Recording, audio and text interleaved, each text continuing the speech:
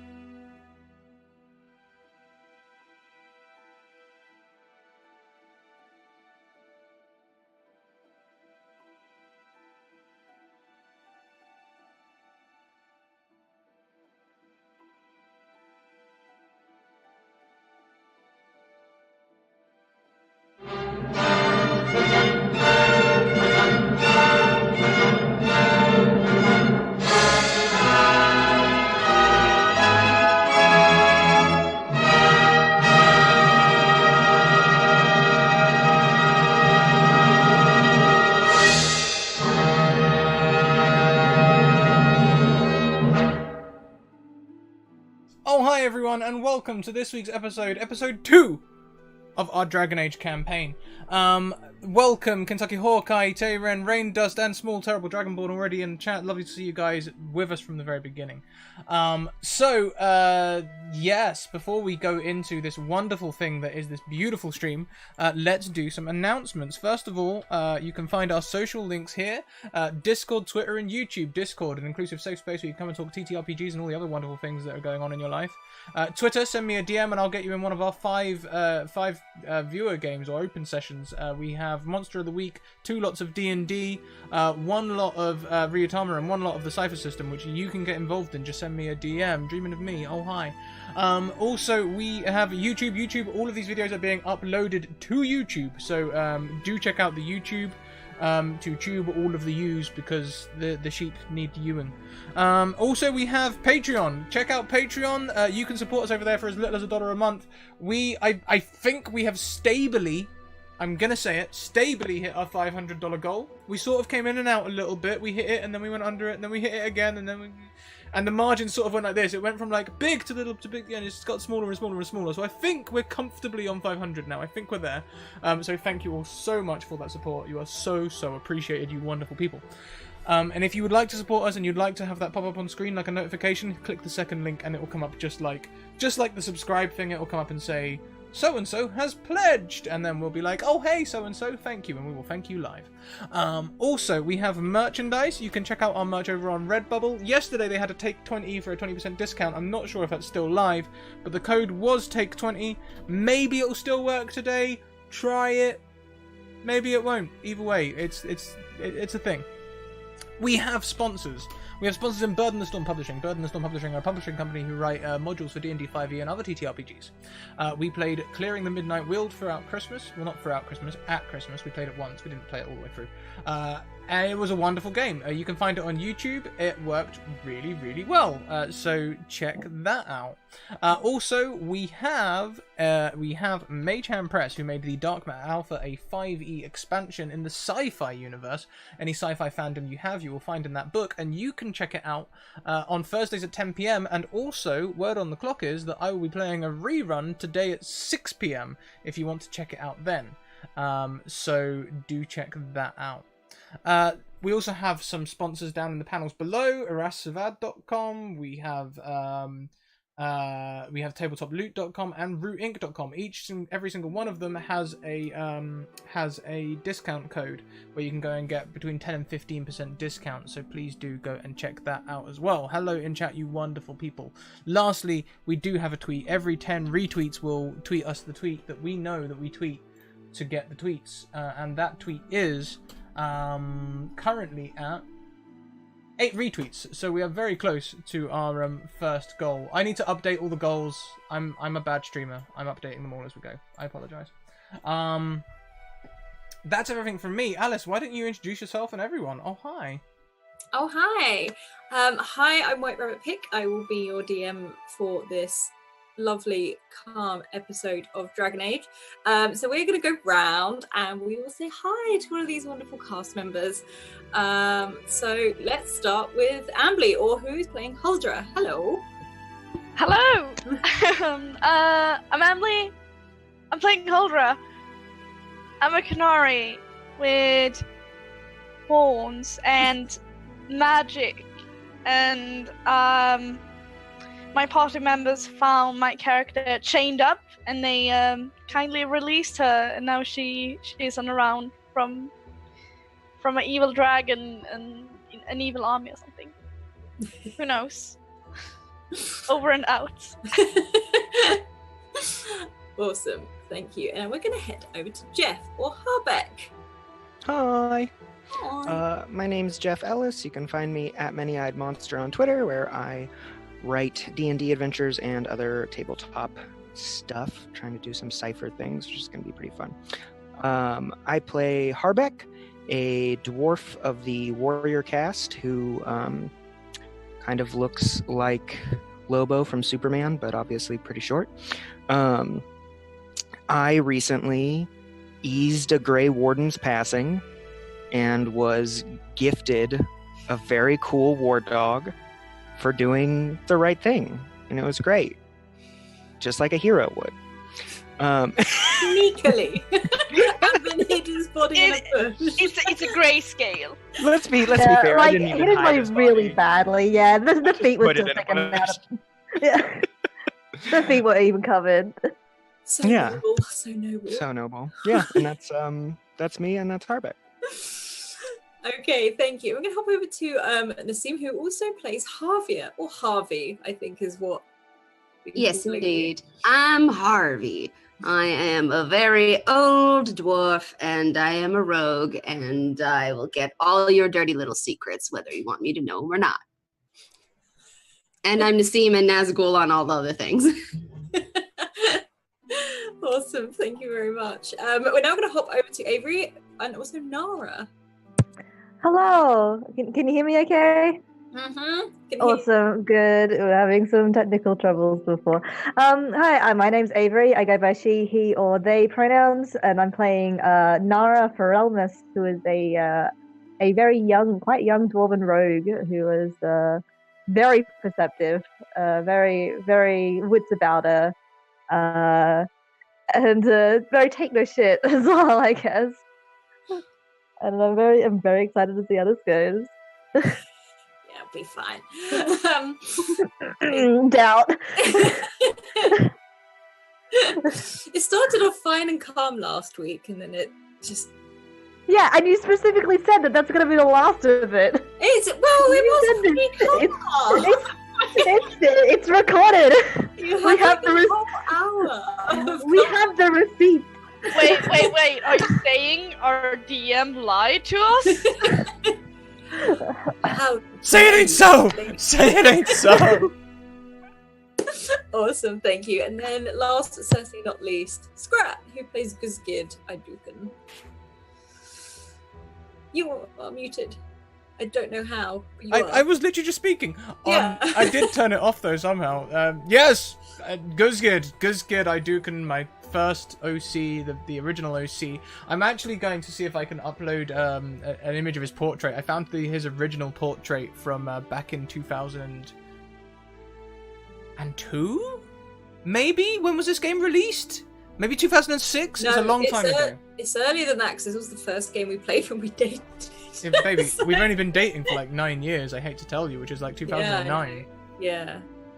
So... Oh, yeah. Yeah, time flies. But I did find his original portrait, and I'll see if I can figure out some way to upload that somewhere at some point. Kentucky Hawkeye coming in with a re-roll for Harbeck, Javier, Nara, and Guzgid. So basically all the dwarves get re-rolls. Ambly, you already have one from last week, so you can't feel too left out. Thank you so much. Can we have a quick recap? I'm sure Alice will do a quick recap before we go live. But yes, Guzgid, he hits things. He's grumpy. He's very ginger and dwarven, and also very gruff sounding. Doesn't like to talk much. Prefers action to words, though will silently intimidate whenever he can. Although also does get guilt tripped a little bit sometimes. Maybe. Little bit, Nara. Little bit. Or was that guilt? Maybe it's something else. Who knows? We'll figure it all out in this wonderful campaign. Alice, I will hand back to you. Okay, so last week, at the beginning, we found our sort of weird, dark version of Snow White and the Seven Dwarfs, as we have one Canary and the rest are dwarfs. We found our dwarves camped outside Orzammar. The doors were closed. No one could get in. And there was no information as to why the doors were sealed. These doors haven't been sealed, I think, ever before. And there was a camp set up. And then into this camp walked Huldra, a Canary in a huge sort of like neck brace, chains dragging through this earth. To which Guzgid released. Some were very against this, others not so much. And we found out Huldra had travelled and was not travelling with anyone anymore. And then Nara, late at night, heard a sound. The doors of Orzammar opened. Out of it ran a human, a Grey Warden bloodied and battered and not in a good state, along with his Mabari pup that raised the alarm. Dragging this person away and alerting the others, they all headed to the door. And in the darkness, both Harbeck and Nara saw and heard something dragging chains, thundering footsteps. Something was coming up from under the earth. And quite literally, a Darkspawn army erupted from Orzammar. And we saw all of our characters on the run towards a small village down by Lake Callahand. Now, Guzgid is a stubborn bastard, so just seeing as they thought they'd almost escaped, he saw a scout group and decided that's what he was going to have. He ran up there and tried to... What did you try to do, Guzgid, with that? Because I'm still struggling. Well, my plan was that I was going to head over and stop them all from scouting forcefully. I figured if I put axes in their throats, they wouldn't be able to tell anyone where we went. Plus, I've been in the deep roads. I know Darkspawn when I see it, and there's only one thing you can do with Darkspawn, and that's kill it. That. So anyway, this caused an absolute ruckus as Harbeck and Huldra ran up to try and drag him back before he alerted the entire army, which he did. And Nara, taking the initiative, legged it towards the Chantry as the village itself tried to save its people. The Chantry was taking in the village people to basically do all they could. And in this process, she met Ariana, a very tall, heavy woman, sort of built up and in full plate of armor, who helped her lead down into a tunnel under the Chantry to help everyone escape. And Harvey, seeing the others run back down the hill away from these oncoming Darkspawn, fired arrow after arrow against a whole army, I'd like to point out. Decided to stay there with her crossbow. She took an arrow to the arm and kept on going before an archdemon erupted in the sky, almost blocking out the sun. Did not come from Orzammar. It came from another direction. But until then, they all dived into the tunnel and they ran.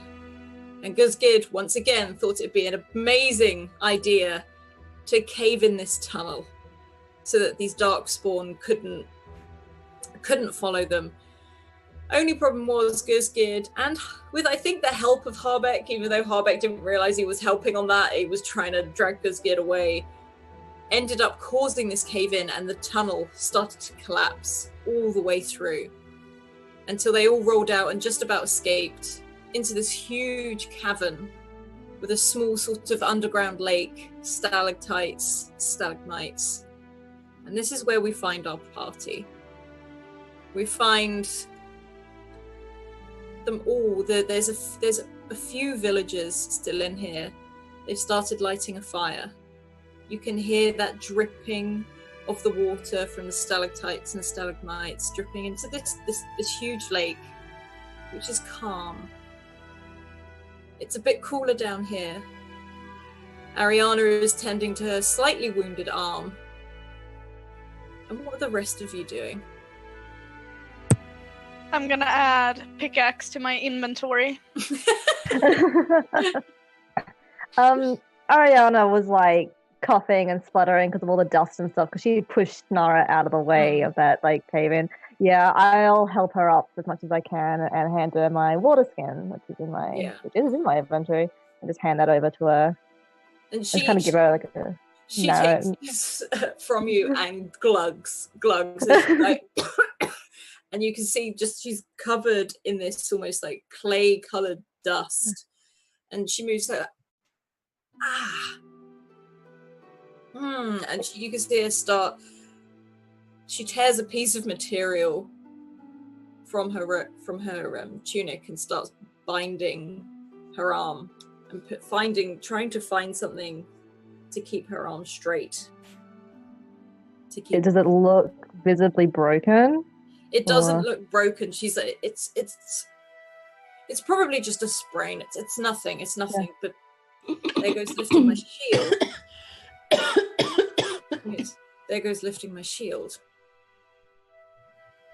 Thank you. Oh, look at this. No, I should be thanking you. Well, Not for you, I would have been caught in that cave in. Well, we can.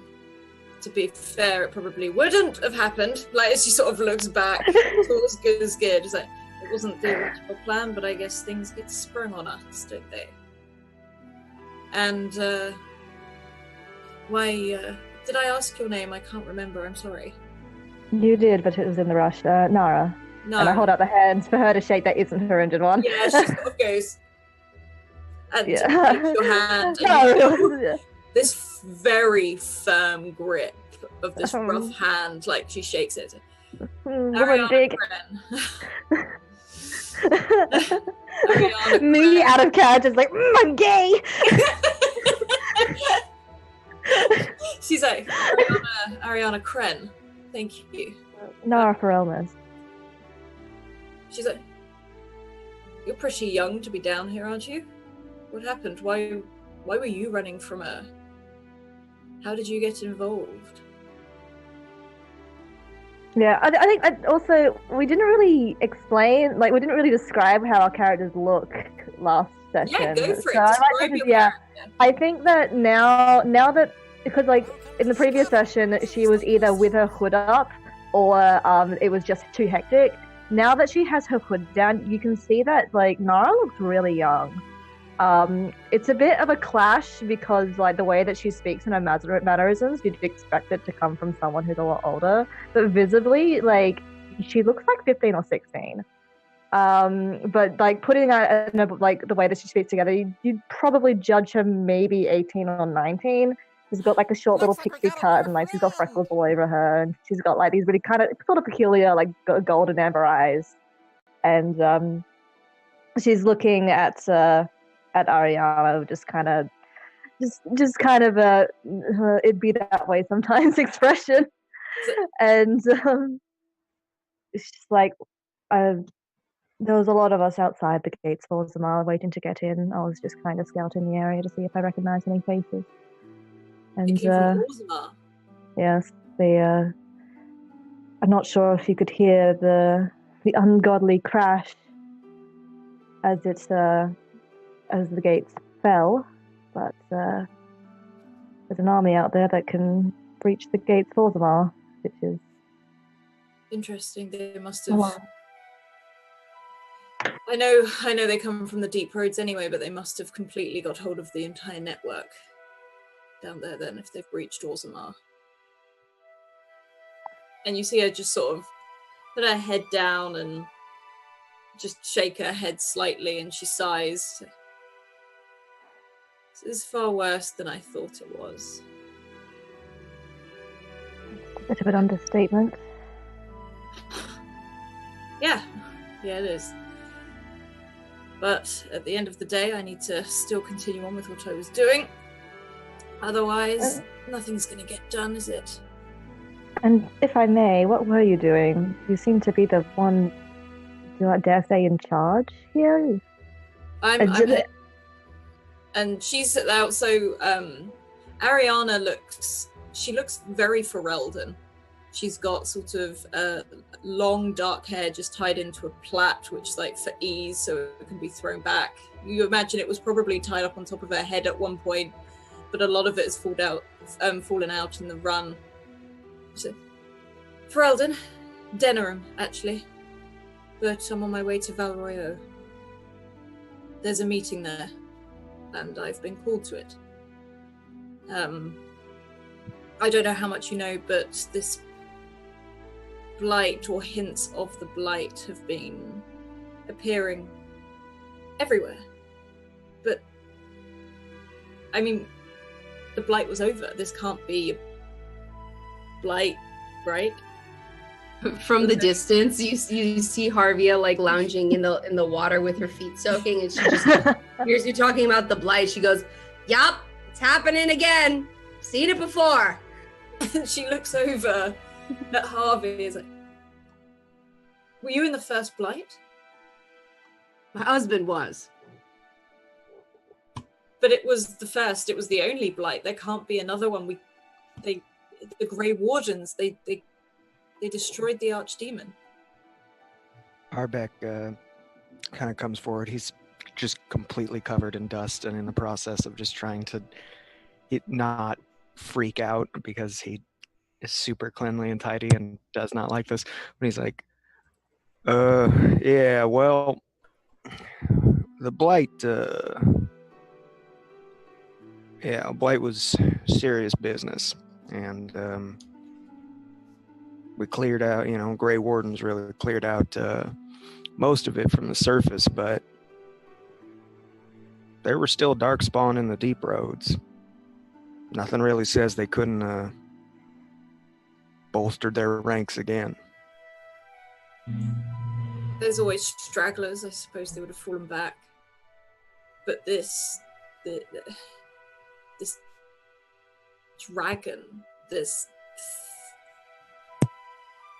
and you can see she's just completely lost for words, that she doesn't know what to do. It's like she doesn't know what she's doing. She's like, I'm a soldier. I'm a bodyguard. I don't do this. I never thought this is the sort of thing I would have to come across. Yeah, well, most of us don't expect it, and I assume none of us really want it, but here we are. And if you're a bodyguard, you got plenty of bodies to guard right now. This meeting you were talking about, Val Royaux. Yes. The Grey Wardens. They're gonna be there? I'm not sure. We've not heard much from the Grey Wardens. I'm assuming they will be there. I think many have been called to this meeting. We are to head to the Grand Cathedral. All right. The Divine will be there. It's a Sure. huge meeting. I don't know what it's about, but now, and she sort of just looks up at the ceiling. I think I know what it is about. Yeah. I think we might have an idea. How would Harback have any idea, like, kind of how far Val Royaux would be from here? It's going to be 3 or 4 days by foot, maybe Okay. 2 by horseback. And you know that it's more that there is a road almost in a straight line to Orlais. Okay. If you take the long route, it could take you up to a couple of weeks. But going the shorter route, it's a trade route. Hmm. And you can only assume that it's going to be littered with people moving or just anything. Now that this chaos is happening, you've got no concept of what the journey would necessarily be like. Yeah. But I have to get there. I have to. And she sort of holds up her eyes. I've got to get there. This meeting is important. I don't know. I may not know what it's for, but to be called by the Divine herself, I don't know. I don't know. This, I'm more or less familiar with the Divine, or at least who they are. It's a big name. Do they call you directly to this meeting? Yes. Me and my companion, but he's gone. Right. My condolences. It happens. And you can see there's that twinge in her face where she's visibly upset. But it happens. I give her a little pat on the arm. And he was an idiot. But Speaking of idiots, I look at Guzgid. I look at Guzgid and just like fix him with a glare that could stop the army. and I'm just like, what on earth were you thinking? So I guess Guzgid will stroll up to the group and be like, Well, at least we've held them off for a while. held them off. Held Like, them and off. Ariana just turns, it's just like, you could have killed everyone in that tunnel. Nope. You could have killed everyone before they even got into the tunnel. You dragged them right to us. Nope. Oh, you're an ass. Like, she just sort of turns around and sits with No. her back to you. Not an ass, I'm a dwarf. I'm used to the deep roads. That tunnel wouldn't No. come down if you'd collapse the end of it. Nara just kind of like just this laugh of like just complete and like just like you're a fucking idiot, but I'm not surprised. You didn't have to come back for me. You could have left me as a distraction. It might have What are you been a going to do better to idea. distract an army? What are you going to do to distract an army? Take care of their scouts while the rest of you get away. You're a Wasn't fool, expecting Dukin. backup. You're a fool, Dukin. It still would have seen the village. They were going. And let me guess, this is somebody else's fault. You're not going to claim credit for this, are you? You're not going to own up to your mistakes. Don't see a mistake, personally. Suddenly, Yes. Hulra is behind. You just like teleported behind you guys, and like these Jesus! dwarfs are right. It's Oh your my fault. God. You almost killed us. Who's in charge here? Certainly ain't any of you, so stop wagging fingers and trying to point blame. Point is, we're all alive, and he did it to help us. Move on. Well, he almost killed us twice, and I think it's unwise Are you to have dead? him as a leader. Are you dead? You're I still- most certainly isn't, but we could have come a long way further without him rushing back towards an army, failing to kill them, leading them towards us, and get a cave in on top of that. We could have just continue our journey. Can't change the past. That is all a good point. Harvey, you also make some good points, and frankly are the most experienced person here, I imagine. But look, Gersgir, rushing an army, bad idea. Closing the tunnel, actually probably a good idea. I do support that one. Regardless, like Harvey said, these things are in the past. We got to move can't. forward. We can't change the past, but we can look back and learn from it. So Would can you someone, like to lead us? Would you like to lead us? You seem very young and ambitious. I think she just kind of turns to you. It's just like, there's a lot of innocence that have been dragged into this. I'm not a fighter. I'm not a warrior. I haven't been trained in that. I sold clothes before all this. I'm not the hero of this particular story. I'm the All one right, who tells. I'm the one who tells the story, assuming we all survive. Well, I have been in these sort of situations down in the deep roads. And in the deep roads, if you have to leave someone to save the rest of the party, you do. I didn't attack an army, I attacked a scouting party. You could have all got away, and maybe I might have bought you a little time, maybe I might not. Either way, it is in the past now. If you want me to act with more group consideration, I'll consider that for future actions. Just keep in mind that in the deep roads, was it just you and a small party? Well, like, she's asking, so I don't know the word very well. It's like, was it just you and a small party? A small group? Usually. 6 to 12, depends on the size of the fist. Then keep in mind that that's not the case now, and she just gestured out to all the people in this cabin. You can look around and you'll see some of the villages. There's not that many left here, but you can see one or two families. They're lighting a fire. They're settling down for the night. You can tell they feel safer here, probably because of a cave-in. They know that something's not following them anymore.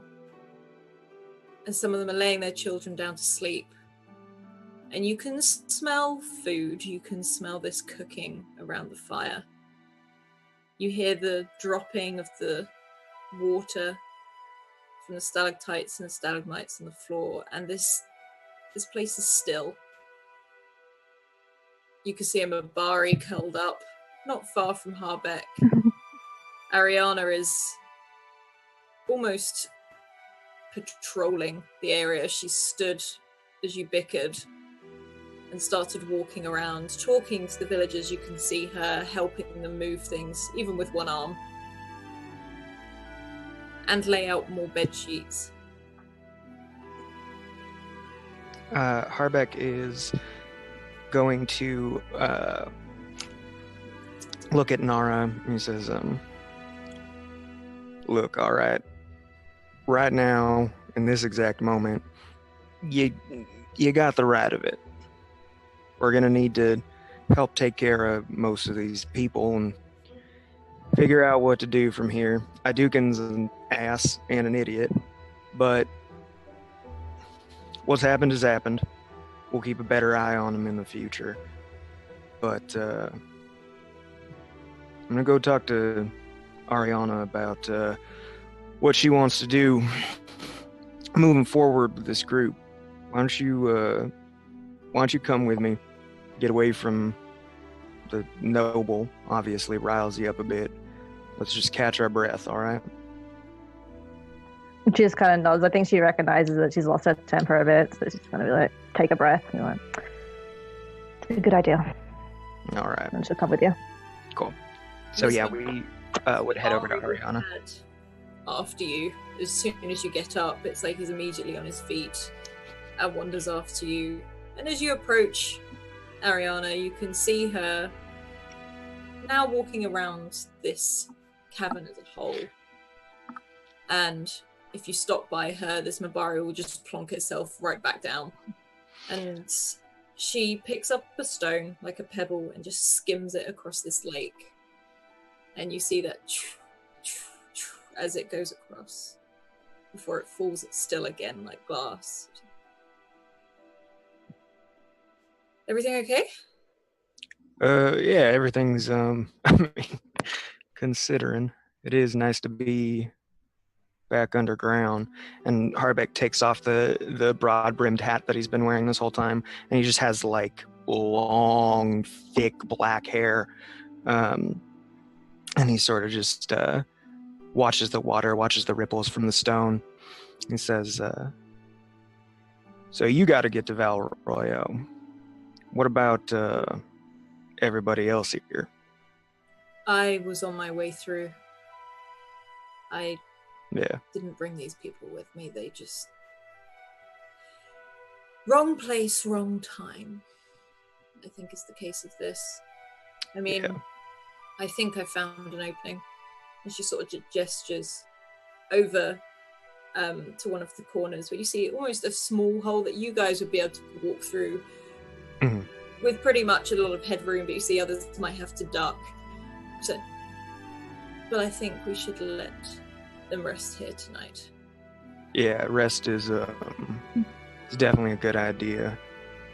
Maybe we could scout out that tunnel a little bit before we try to get everybody through it tomorrow morning. Yeah, the last thing we need to end is to end up stuck. Yeah, that's exactly right. Exchange that glass of. God damn it! We're gonna be hearing about this damn cave-in. It's fine. All right, now, you were in this area for a little while before the attack. Yes. Did you see any contingents, dwarven infantry heading back towards Orzammar while you were staying in the area? No, I thought they were headed to, well, and she sort of sits herself down on a rock closer to the lake. And there's been a disturbance up in the Anderfells. I didn't think an army would be called. I haven't seen any dwarves or any. I've seen nothing. There's nothing to call this a blight until, well, that. And she just sort of points again upwards. Yeah. The Grey Wardens are quiet. The Tevinter Imperium, we've had no problems from them for a long time. Nothing we've had no Canary raids. We've had absolutely nothing. It's like it's just literally exploded out of the earth. I don't understand.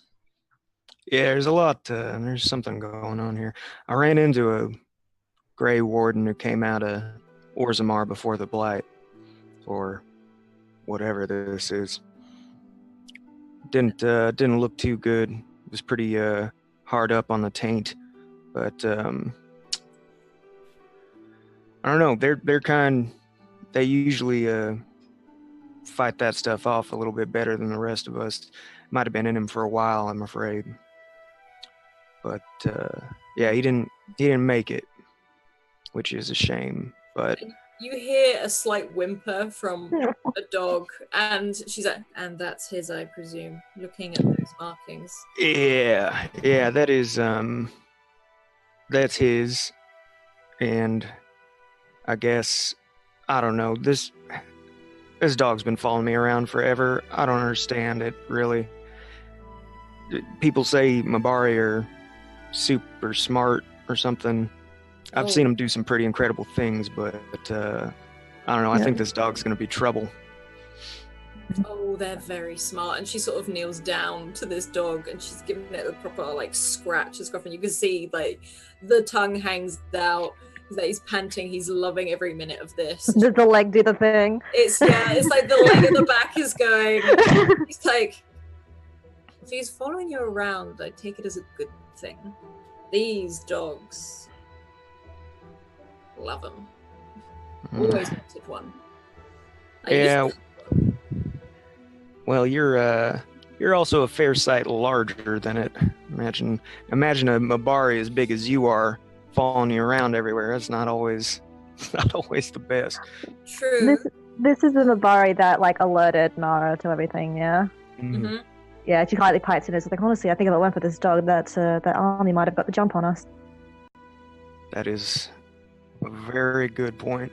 And he kind of just stares at the dog for a bit, and he kneels down so that it's kind of like more or less like face to face. The dog might even be like slightly taller than him. So it might be like the Mabari is just that little bit taller than you.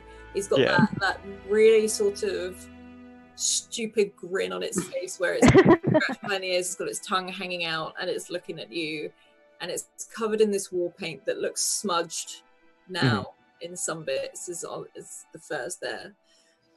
And Ariana sort of scratches it on the head. It's just like having a bodyguard. Says Harbeck kind of reaches out and for the first time like actually touches this dog and kind of like scratches like behind the jaws. Says well, how about it, boy? Are you gonna be trouble for us or trouble for them? And as you do this, like as you scratch it behind the jowls, it sort of like does that, sort of closes its eyes briefly and like edges closer to you to sit a little bit closer. Barks happily when you first say, are you trouble for them? He says, all right, well, if you're going to be a soldier, then you got to learn how to protect people. And part of protecting people is making sure folks have a good place to bed down for the night. And he looks at Nara and he says, I'm going to go do some rounds, make sure everybody's doing all right. You can come with or do what you want for the moment. We'll talk again in the morning. And this dog like sits upright as you tell it. It's gotta be. They like pop out their chest. He sits upright. He gives you a massive like slobbering lick straight across your face because you are at the perfect level. Yeah. And as you walk away, Nara, you'll see that this dog almost trots beside him rather than just a pad and walk. It looks like he's feeling pretty important right now. Nara just kind of chuckles to herself, and then she's gonna sit down somewhere where it's like less people, so she can keep an ear out to see if like she hears anything, like footsteps overhead, anything like that, like close to a wall, so she can feel it.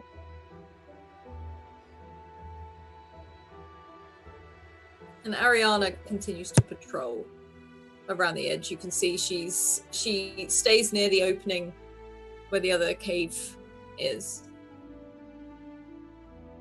What is Guzgid doing? Guzgid will be approaching Harvia. He's gathered some cups and has a gourd that was on his person. Thank you for just saying things how they are. You got one hell of an arm on you there as well. Well, cheers. So do you. You've managed to take down an entire cave. Well, with the help of a friend, but still. Quick thinking. I admired that. Yeah. Damn duster. No offense. That cave would never come down. Yeah, well, I say we cheers to survival. Survival.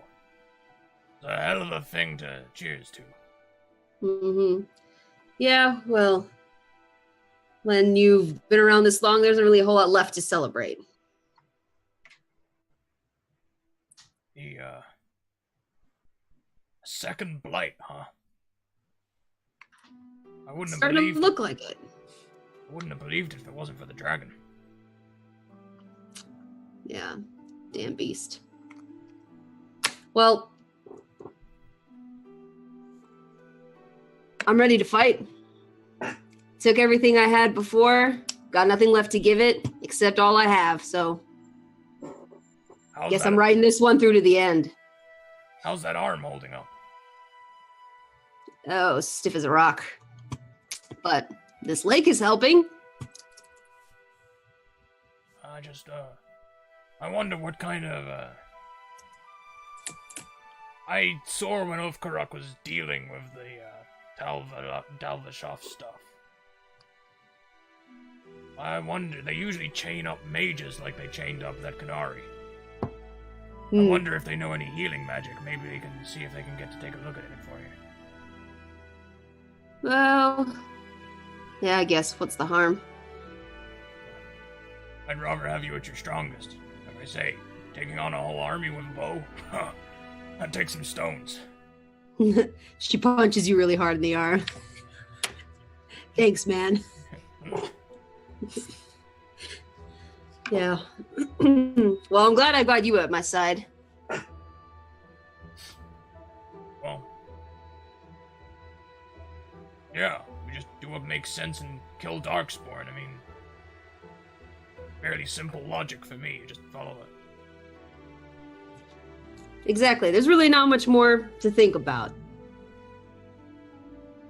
Gotta do what you gotta do. Everyone eventually learns there's always a price to be paid, whether you're on the side of righteousness or the Darkspawn. I've got to admit, though, it sounds good, now that we're not quite in the heat of the moment. Probably would be best to warn the other clans. Well, sorry, the humans and such. Yeah, surface people. Yeah, they deserve to know. I guess, what do you think? Should we follow this bodyguard chick to this meeting? Seems like they're going to be talking about this thing. Well, hell, if there's a lot of people gathering there, then hopefully we can inform the Grey Wardens, too. Indeed. Harbeck speaks the truth. He knows his stuff when he's talking about the Grey Wardens. They truly are the best at taking out Darkspawn. One Grey Warden's as good as a fist of the Deep Legion. The Dead Legion, sorry.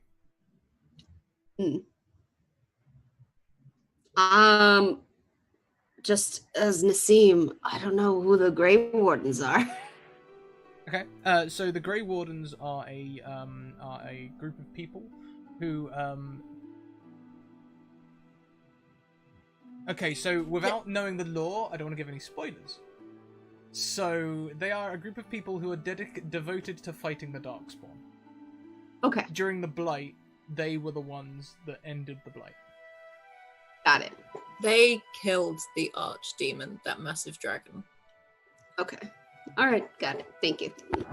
I would say also, specifically, they killed it with like by sacrificing one of their own. It's like a big part of the lore. You will know that one of the Grey Wardens, the one that struck down the archdemon, died. Okay. As the archdemon dies, so does the one that strikes it down. Okay. And it's like a group. It's a group of people that are dedicate their lives to destroying the blight and ridding it from this world. Okay. Well, I don't know nothing about magic, and frankly, I don't like to be around it, but I guess if they're the ones who handled it in the first place, we need their help again. Though, seems like they're gonna need some help. They didn't seem to do the job right, so now that we're in this place again. Yeah, that is troublesome. A new archdemon. I think it's time to kill it with a good old sword and axe. Yeah. Well, I was just trying to reclaim some of the lost ties. That was a while ago, though. What were you doing up on the surface? I was just looking for work. Oh. Now I go from town to town now. I don't really like staying in one place too long. There's always some dirty work that needs to be done, so I'll do it. Who else is gonna do it? I sympathize with the dusters down in Orzammar. Hmm. There's no life down there. Now when you're kept down there, no.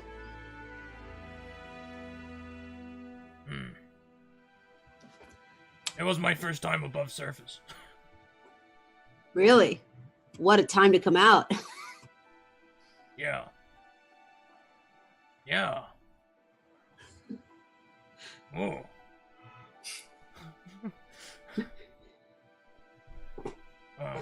It was destiny. It was fate. Who knows? We might be battling even more of them right now if the cave hadn't fell. Well, I gotta admit, I'm happy to be underground in a way. That sky just feels like it's gonna eat you up. Especially with the archdemons flying around in it. Am I right? Honestly, I don't mind the archdemon so much as the sky. At least I can fight an archdemon. I don't know how to start battling a cloud. You don't worry about the cloud. Unless they're big and gray, you're fine. Okay, only battle big gray clouds. Got it.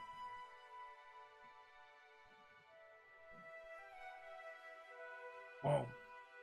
As much as I hate to admit it, I guess we're stuck together down here. Maybe we should regroup. Yeah. Get these people on their feet. Eventually get out of here.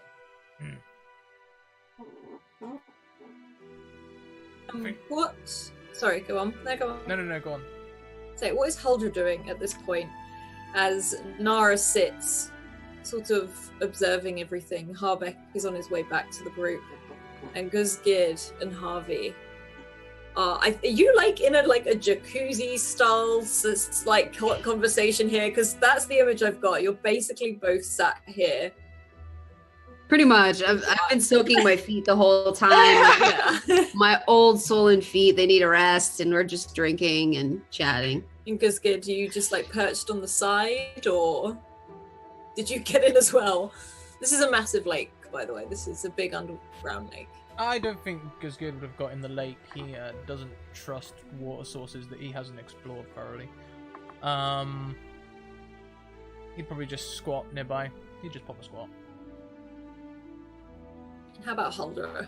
I think Huldra is kind of hungry. And really tired, so I think she's gonna go and try to figure out how to get food on this place, and maybe go to a family that has some meat or something, and I will trade you this bottle for a piece of meat and try.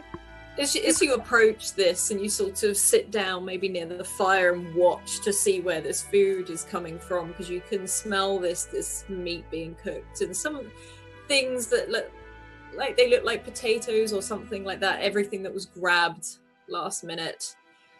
And you see a mother tending to one of her children, putting him to sleep, and a slightly younger one spots you and sees you looking at his bowl of food, and stands up and edges towards you, almost like a side sort of walk. She looks very obviously nervous, but at arm's length offers the bowl out to you. So, you can have some if you want. Oh, thank you, child. Are you sure? Yeah. You're bigger than me, you need more food. I can't argue with that. And she takes the bowl and like, thank you for this meal. Nom, nom, nom, nom, nom, and he eats everything in like one chew. Yeah, you sort of like shovel this in, and Yeah. this kid is looking at you wide-eyed, both out of one, how quickly you're eating this, and two, that you are a canary, and this child has probably never seen one before. And she stares at you and backs away a little bit, but not out of fear. It looks like she's trying to leave you to it, to enjoy your meal rather than actual. Okay. Huldra accepts that.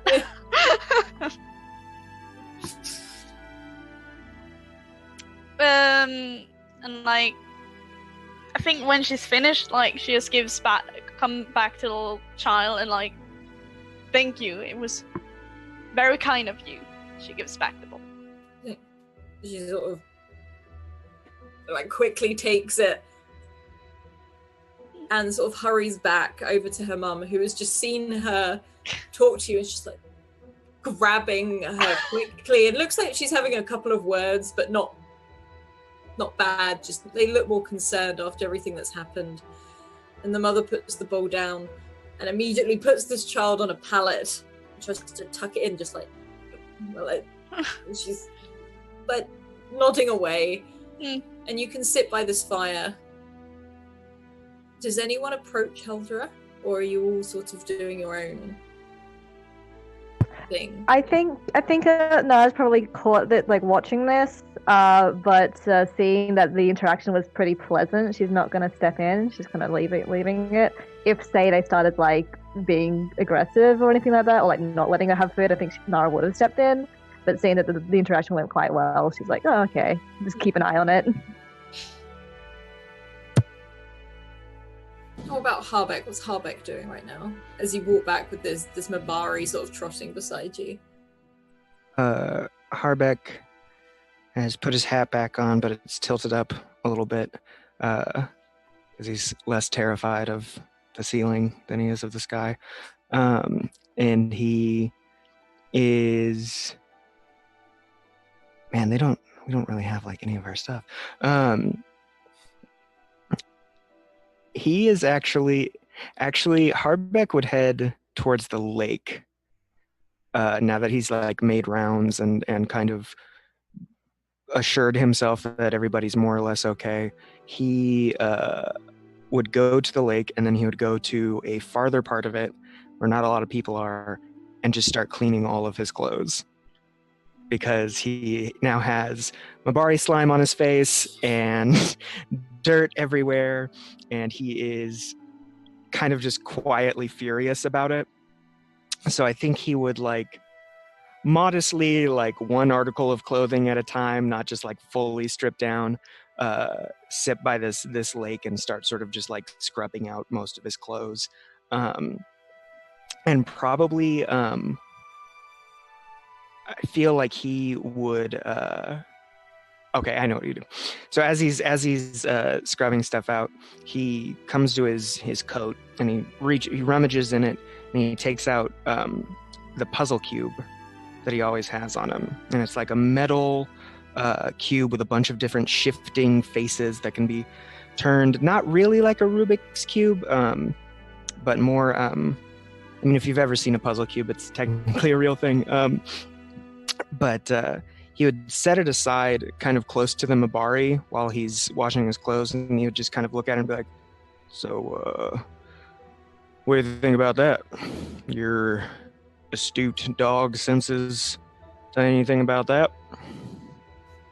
And this Mabari sort of, like, cautiously approaches it and sniffs it. Sort of draws back a little bit out of confusion, looks back at you. No, yeah, that was my reaction too. I haven't really talked to anybody about this, and Does Huldra see this?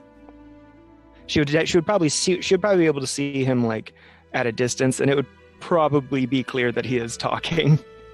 But there's only the dog over there. Can you see the cube? He would have walked probably too far where she would see the cube. It's not very large. Oh, okay. Then nothing happens. But as he's washing his clothes, he's like, found that in the deep roads. Was it smell weird to you? Is that why you're all freaked out? Yeah, this Babari like it screws up its nose and sort of backs away from it a little bit. In fact, he wanders to the other side of you and sits down there. He doesn't want to be near it. Yeah, I was really worried that would be your reaction, but it does make sense. And after he like finishes like washing up and everything, he's gonna take the puzzle cube. He's gonna look at the Mabari. And he's gonna put it back in his coat and rejoin the party. Well, as you're whilst you're finishing off cleaning, this Mabari takes a run up and jumps straight into this water and absolutely showers both you and Javier and Guzgid, who are sort of further up. As he sort of like, you see him paddle around this thing, looking very, very pleased with himself. He jumps out and shakes off again over Guzgid and Javier before trotting back to you. Harbeck is kind of standing like a bit of a ways, but just like looking at them like, Harvey's laughing. She's cracking up. It reminds her of the Mabari that her husband had, and she's missing those moments. Please let the dog like get close to one of them and just do the shaky thing. Oh yeah, that's with the water. Oh, yeah. I imagine probably all over Harbeck after he's just like cleaned himself up. Oh my god! If you listen carefully, you might hear Nara snickering off to the side. Guzgid looks a little upset, but not like angry, just a bit. But he's mostly pleased that he's only wearing heavy leather armor for this excursion and not like chainmail, so he doesn't have to immediately clean everything to stop it rusting. But I feel like Harbeck would see this interaction in which this dog that he is more or less responsible for has showered people in water, look at all of them, and just kind of awkwardly turn on his heel and just walk away. The dog will trot after you super happy and like, sort of try and catch up with you quickly, wondering why you're walking away so fast.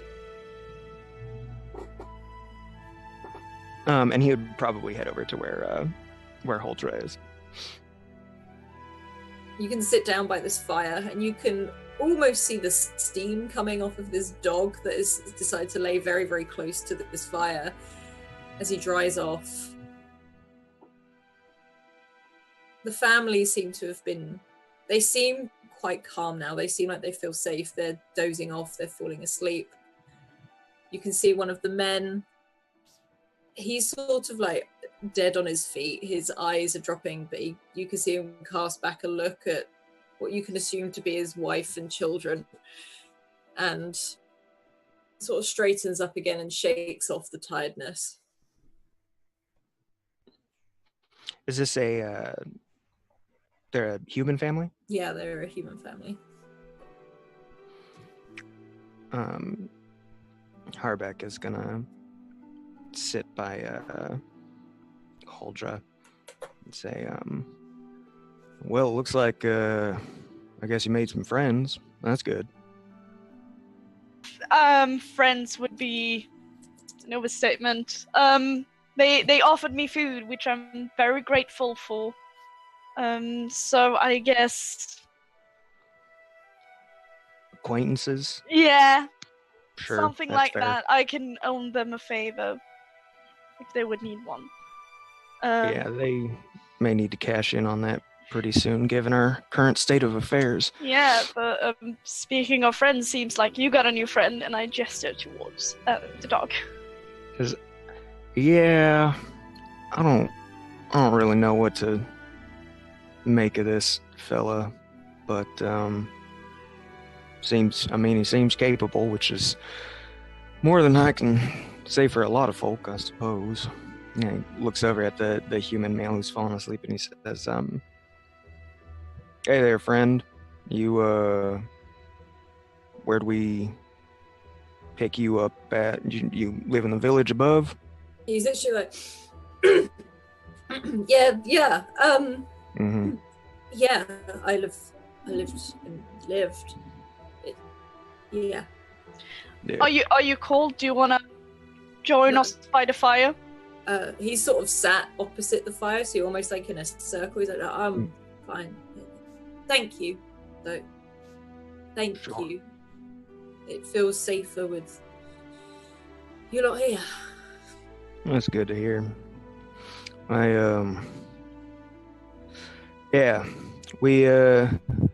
He nods towards where Ariana is and he says, "We're gonna work things out. We're gonna try and get this group to some kind of relative safety. But we're gonna be." I just need to get over to the other side of the river, and then I can get a cart or something to Denham. It'll be safe in Denham. I know it will. I've got a brother there. That's good. Yeah, got somewhere to stay. That's nice. Yeah, we'll probably be hitting a trade route here pretty soon. You and yours will be able to get to safety. Yeah, if you want to nod off, that's fine. Don't mind us. Really? Yeah, we'll keep an eye out. I mean, hell, I haven't been underground in years. It feels kind of nice, honestly. I find it unnerving.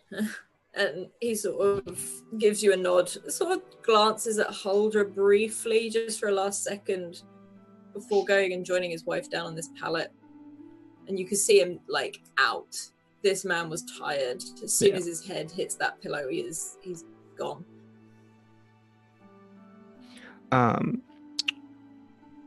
Harbeck just kind of more or less ignores him, lets him enjoy his sleep, and looks at Huldra and he says,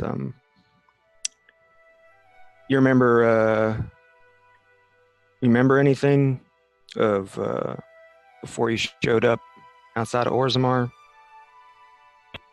Yes, That's I still remember.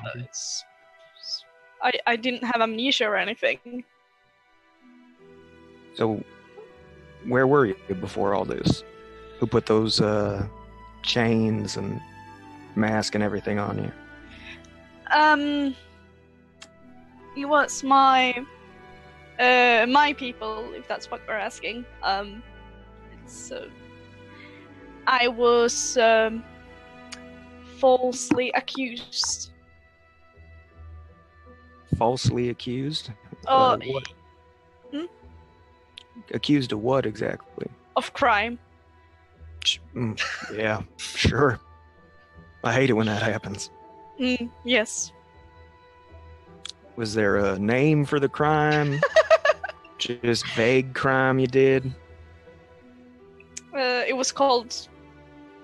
I don't know. Do they put names on crimes where you're from? Like Bob? We don't call any crimes Bob. I haven't heard that one. Sounds vicious. No, I mean, did you steal something? Did you kill somebody? Like I said, I personally didn't do any of that. I was falsely accused. Can I do I have any way to tell? You could do some form of insight check, I reckon. But what I would say is, Huldra, you could roll against it. So some form of deception. Whether you want to roll, if you roll your straight up 3d6 and anything, like any of your focuses you reckon would contribute towards What are my this. Are they very, very far from the shore of the lake? Can I be eavesdropping? Oh gosh, yeah, you're not that far from. They were setting up fairly close to this lake, so I'd say you could be eavesdropping. I would also like to be eavesdropping. Everyone sits behind behind a bush, like. Nara's got good ears. We're just hiding behind other families, like don't Yeah. mind me. Yeah. Say, Nara's just like, hey, fancy seeing you here. Nara and Javier, you hear this. Osgood is off cleaning his armor somewhere. And Huldra, not Huldra, yeah, Huldra, could you roll those 3d6 for me, please? Yeah, what do I roll? You've just got to beat a 10. No, 3, not 1. That's a 16. Yeah. Wow. Ooh. Yeah, so I imagine Harbeck just kind of assumes there's like a language barrier here that that he's not really getting across to her, and he's like, It's like, all right, that's what- no, what it's you can but see. okay. God damn it. Go for it. You go. You go. Okay. He can tell that he's like he just gets like super awkward as the conversation continues, and he just kind of eventually stops saying anything and just kind of looks down at the fire. It's like, what I can give you is, like with a 12, is that she's not lying. She's just like, I'm not gonna tell you shit. Yeah. So, what about your history? Where did you come from? His whole body tenses. It says, yeah, I guess that's fair to ask. I came from Orzammar before, Was it Before I was pleasant to thrown live there. there? it was, yeah, it was very pleasant to live there, I think. My station was a bit higher than some. My time on the surface has taught me a little bit about what that meant and how that might have affected other people, but I don't know. It was the world I knew, and it was the people that I loved, and I have not seen them in a long time. And I do not know if I will again. How come? Well, and he looks up at the ceiling and he says, because I don't know if there is an Orzammar to return to at this point. Oh, she puts a hand on his shoulder, maybe a little bit too hard, and like, I'm so sorry to hear that. I imagine her hand is like almost the size of his head too, like this giant paw. Yeah. But he nods and he says, "Yeah, well, there's also a question of whether or not they would have had me back, even if there was an Orzammar to go back to. I was Were you also falsely accused? He smiles like this big smile, seeing kind of almost seeing the comedy in it, but also like seeing a way out of having to talk about this. He just kind of nods. It's like, yes, yes, I was. Inside check.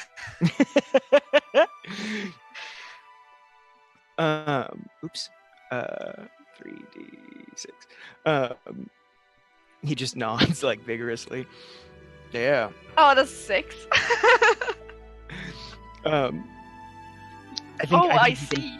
I think you can tell that exactly, like just that he just takes that as an obvious answer he can give to sort of get out of having to talk about it, even if it's not true. Yeah. And he nods and he says, "Yeah, I think they brought me in for Bob, I believe." So Huldra laughs like maybe a little bit too loud. Yeah, like because people are sleeping. people wake Yeah, up. you see the dead start up very quickly and then just lay there. Oh, And you. Harvey and Nara, you will hear this conversation as it goes on, and you'll hear Huldra laughing. This may probably for the first time you've seen something just probably slightly positive out of all of this. She looks at you and like You seem alright. You seem okay. Yeah, you know, you. It's like if this was a Telltale game, it would be like, Huldra will remember this. And then immediately after it, Harbeck will remember that. He nods. He says, "Yeah, I think you're all right too." You see Ariana still pacing, still walking around the edge of this huge cavern. You see, she nods to you as she walks past. She sort of looks at Nara and Harvey, who are basically spying on them, and sort of keeps walking as she goes. And she does nod to Guzgid as he is polishing his armor, effectively cleaning his armor. And she can't help but give the Mabari a quick scratch on the head on the way past.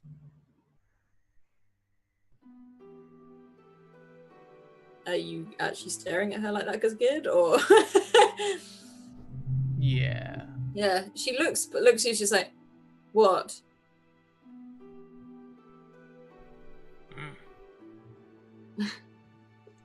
You don't say a lot, do you?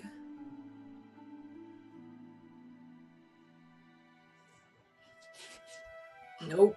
And she just sort of shakes her head and keeps walking. And you all sort of... Sorry, go on, Harvey. So, we're just hanging out for the weekend. A little staycation here. I suggest sleep, like Ariana sort of calls back as she keeps patrolling.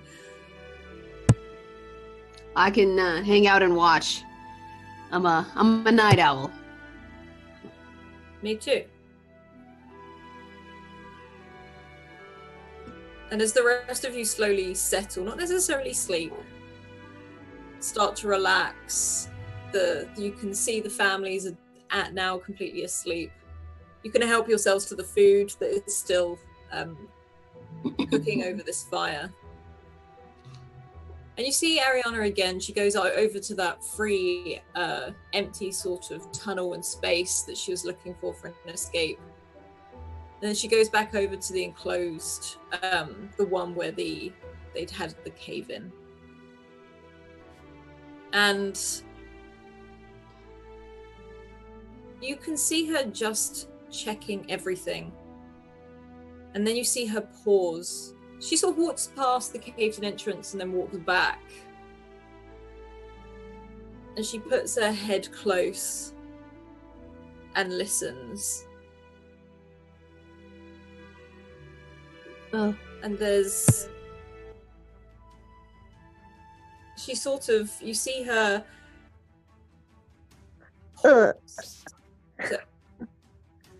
What? And... Almost without... She's like, okay, roll for me to see if you can hear. I'm going to choose to fail as good as snoring. He's a soldier. He sleeps on Yeah. 36 plus like 5 for me, I think. Yeah. I was about to say, I think Holra is actually falling into slumber Ooh. for this, so she's probably not gonna hear it. She's dead. I got an 18. On an 18, you hear almost like a rumble, and you see Ariana listen that little bit closer, and then all of you feel that rumble again.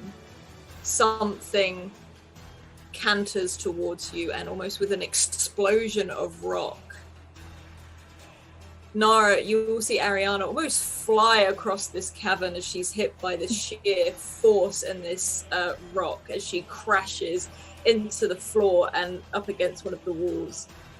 As this huge hulking Genlock comes crashing through, huge shoulders, almost on all fours. The arms, each one is double the size of one of you, almost crawling on its fist. Is this sorry, you mouth. You can see it's been painted with black and red, and you just hear that breathing, and it wears a huge metal, jagged, almost like helmet across its head, as it is burst through this thing. And as I said, you see Ariana almost ragdoll across the side of the room. The families jump up. What are you all doing? Did this come from the caved in? This came Part from or the the- thing. It's burst straight through. Alrighty, Nara pops up and whistles like really loudly, and then just starts ushering people through the exit, making sure that no one trips and no one as orderly as you can be in this kind of situation, making sure no one trips and no one falls under a stampede. Oh, they are doing that. They are forgetting their stuff. They are heading straight. Yeah. So she's ushering people out. If anyone falls, she helps them up, and she's just like telling everyone to move. Go for it. Harbeck would immediately have his maul and shield and just move to engage this thing in combat. Okay, can you all roll initiative for me, please? Guzgid would spring up and, hearing the whistle, and request... Harvier, you cover the people exiting with your bow. Is your arm okay? Can you still shoot? I've got it. I'll take over the exit. I'll go and help Harbeck. Is initiative just a d6 or? 3d6 plus your 3d6. dexterity. Mm-hmm. Okay. 3d6 my dexterity. Oh, wow. That's almost impressive, because good.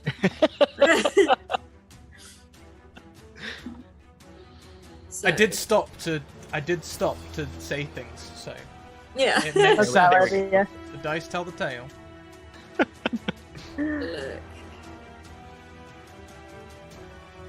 Sorry, I'm just writing down this initiative so you've got... Okay, so first of all, it's actually Harvey, you said 18, didn't you? Yeah.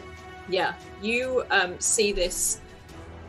It's your turn first as you see this huge, great creature hulking. It looks not tired, but it's catching its breath, and you can see its huge chest rise and fall as it's breathing. And you can see all these straps and these spikes bound around it. And dust is just slowly falling off of its shoulders as it turns to look at you, and this roar erupts from it. This saliva and this blood sort of just leaving its teeth. And you feel this, like, gust almost hit you. She screams back. "Ah!" What kind of armor or anything is on its lower half of the body? Like feet and everything? There is nothing on its lower half. It is literally its head and shoulders that are covered in this just pointed, dulled, grey metal jagged. Okay. I'd like to point my crossbow at its toesies, and I'm going to shoot its feet. Yeah, roll for me, please. Take them down from the ground up. Attack. No, that's damage. I have to first hit it. Right. 6, 7, 8, 9, 10 to hit it. That just misses. Oh no! As that happens, you fire this crossbow off, and it turns slightly as it sees Nara ushering these people out of this tunnel, and it turns at the last second. Harbeck, it is your turn. You've just seen Harvier fire this crossbow and just miss as it turned. I am going to interpose myself between this thing and Nara and the other people. I am going to shout some dwarven epithets at it, I'm sure. But then I want to just making sure that I am kind of like its closest target and definitely cutting it off from a direct route to everyone. I want to take the defend action. So I gain a +2 bonus to defense until the beginning of my next turn, and that'll be it. Okay. The Mabari is close by your side as it runs forward, and it's almost like he himself is trying to make himself bigger up at this huge Genlock Alpha, and he's barking and snarling and sort of just trying to give it all he's got as he sees you run between it. Nara, what are you doing? Glancing at this thing, do I see anything along the lines of a war horn or anything that it would use to signal the rest? you can't see this. This looks like this thing may even be a stray. It's obviously maybe from looking at its overall look, you can see it's probably like sniffed you guys out. It's found the trail and it's been trying to scrabble its way towards you. Alrighty. Seeing that I'll just keep ushering people through, and once like there seems to be a good flow going, I'm gonna rush over to Ariana and get her up. Yeah, she's just like, but she's like, you can hear her swearing, just like as you see her. She's got blood now running down her head where she's sort of crashed into the wall, and her arm is hitting even more. And she stands up and pushes herself off the ground, up from the wall, and draws her sword. She's like, get them out. Just, would that count as my whole action, or? No, you can do something else as well. Okay. Would I be able to just, like, from, say, I guess from like a kind of even hidden position, I guess from like in this crowd of people, could I make a pot shot? Yeah, of course you can. Okay. Would this count as a backstab if I'm like kind of hidden? If you're hidden, if you sort of dive behind one of the rocks or the boulders that are around here, I would say so. Yeah. Alrighty. What does that mean? I know I get bonuses and stuff. I think I have like a +2 to hit or something. Or something. Sorry, give me half a second. It's here somewhere. Rogue. To backstab, it's a +2 bonus attack. Okay. Inflict an extra 1d6 damage. Okay. So I get +2 to attack. So it's a 3d6 +5 then, because it's a dex attack? Yes. Okay. Ooh, it's a 20 to hit. Ooh, yeah. You hit Alrighty. Roll damage for me, please. Okay, so it's short bow is normally sorry. I have so many tabs open. Short bow is normally 1d6 +1, so 2d6 +1 then? Yes, because you've got the addition. Yes.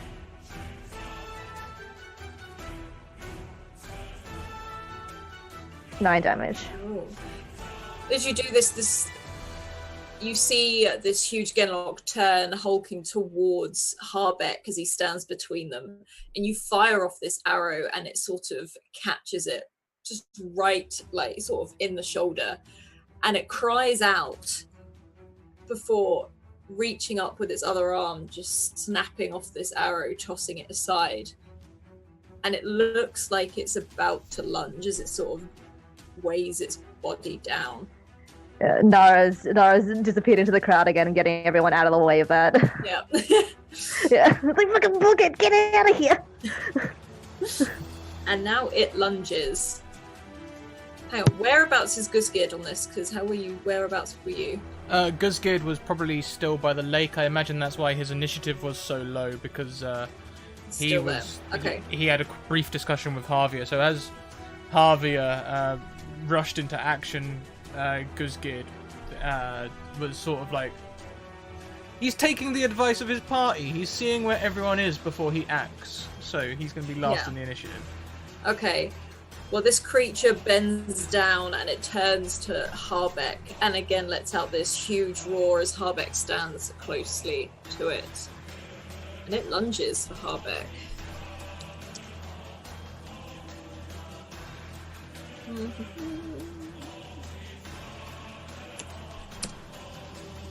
It's a 14 hit even with your defense. No? How do you dodge this as this huge creature throws itself at you and this Mabari? As a warrior who fought in the First Blight in the Deep Roads, he's probably seen this, or at least other. Seen this before. Yeah. So he knows what to expect with the size of this thing. So he's not going to try to take the full brunt with his shield, but more just kind of like get under it as it lunges and then use the shield to kind of redirect it and shove it to the side a bit. Basically just redirecting the blow. Yeah, you this huge Genlock just jumps and throws itself at you. And as you bring up your shield and you sort of effectively punch it away from you, like it glances across and you feel you can smell that horrible, dank, rotting smell as its breath, you feel its heat just cast past you. The Mabari is jumping up again, sort of barking and just sort of snarling at this creature. It is now Hulda's turn. Alright, cool. Hulra is gonna use I can never pronounce that. Hemorrhage on this creature. And where is it? He's gonna have to succeed. No, he's gonna beat me, I think, in a contest. So he's Constitution against my my spell. Mm-hmm. If I'm not wrong. Let me roll that.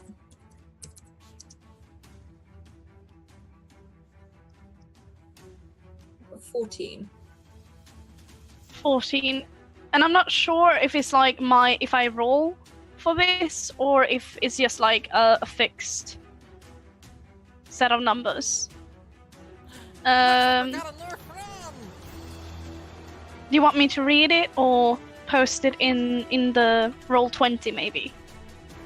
What does it say? Sorry. Oh, so many. There we go. I can. Do you want me to post it? So everyone can. Yeah, so everyone can see it.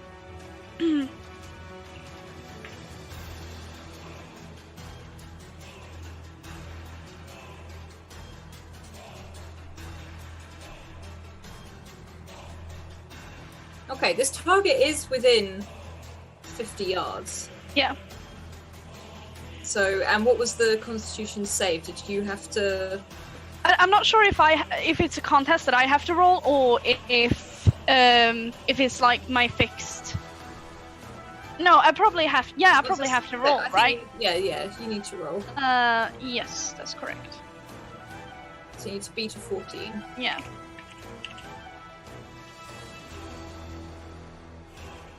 That's a 12. Yeah. So as you sort of you start to feel well. In fact, the rest of you don't realize this until this moment. So you look over at Huldra, and you see her hands start to glow, and they glow a black. This darkness, this blackness starts to build and erupt from her hands. Yes. But now it is Guzgid's turn. Yeah. Also, even if the spell fails, it will what does it say? Desmorize the enemies. Demoralize. Yeah. It says if it succeeds the test, it suffers only 2d6 penance, so it still takes damage. And the spell may demoralize enemies. The imposing spell stun only costs 2 stump points when used while casting Hemorrhage. Yes. So it still takes damage. So roll damage for me. Ooh, sweet. 2d6. Is it plus anything? Not on this. No, because it's failed. 4. Yeah, on a 4. So the rest of you see Huldra's hands start to glow this black that starts to erupt from them, and as she reaches out towards this alpha Genlock, you can see it it strikes it in the face, and you hear it wail as it almost like starts to sear and burn. And it is now Guzgid's turn. Guzgid will level himself, and he's going to use his action to charge the beast. Using the charge action allows me to make an attack with an extra +1. Mm-hmm. And that is what I would like to do. I would like to run in. With my strength and stuff.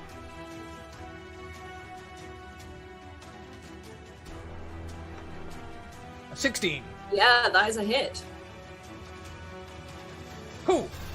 So I swing my double-handed axe and do 15 points of damage. Describe this to me. It's not dead. Describe how you really hurt this creature. So I think I sort of run along, first of all, with the axe in front of me, and then as I start getting close, I start trailing the axe behind me, and when I get just right up next to Harbeck, I'd like to make use of his shield, He's clearly a sword and board. I know to stay close to him. We've maybe not fought together, but we'll understand the same tactics. So as I see him move aside slightly, I will stop abruptly just before I get to the Genlock, but leave all of that momentum in my axe as it swings over my head and down into the creature. Yeah, this axe comes absolutely carving into this creature's shoulder, and you see it just disappear into the mass of this thing as this creature throws its head back and absolutely screams. As you see, and Guzgid and probably Harbeck, you just feel like this spray of this just black blood just shoot across your face and your arms as you hold this shield. And as Guzgid stands there facing it. It is now Ariana's turn. Let's have a look. She's alive. She does not hit though. With her arm in this like position, and you can see she's almost bleary-eyed as blood is like running down her face. She lifts up. She tries to lift her shield on this almost broken arm, but you see that she can't quite lift it, and she swings with this sword.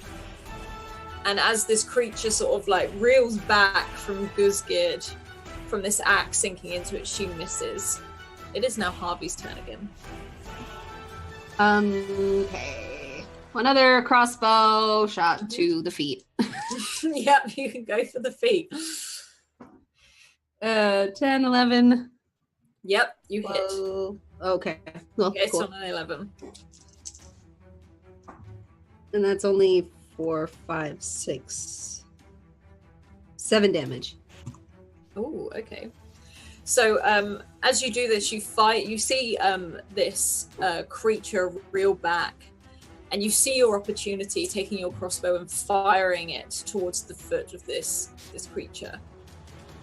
And it sinks straight in through the top of the foot, out the back of the heel, as this creature you see sort of rock backwards and stumble over, swiping madly at you. And it is now Harbeck's turn. Harbeck, you have just seen this with the shield. You've seen Guzgid approach you, and you've been sprayed with blood as this as Harvey's arrow whistles past your ear and strikes this creature straight through the foot.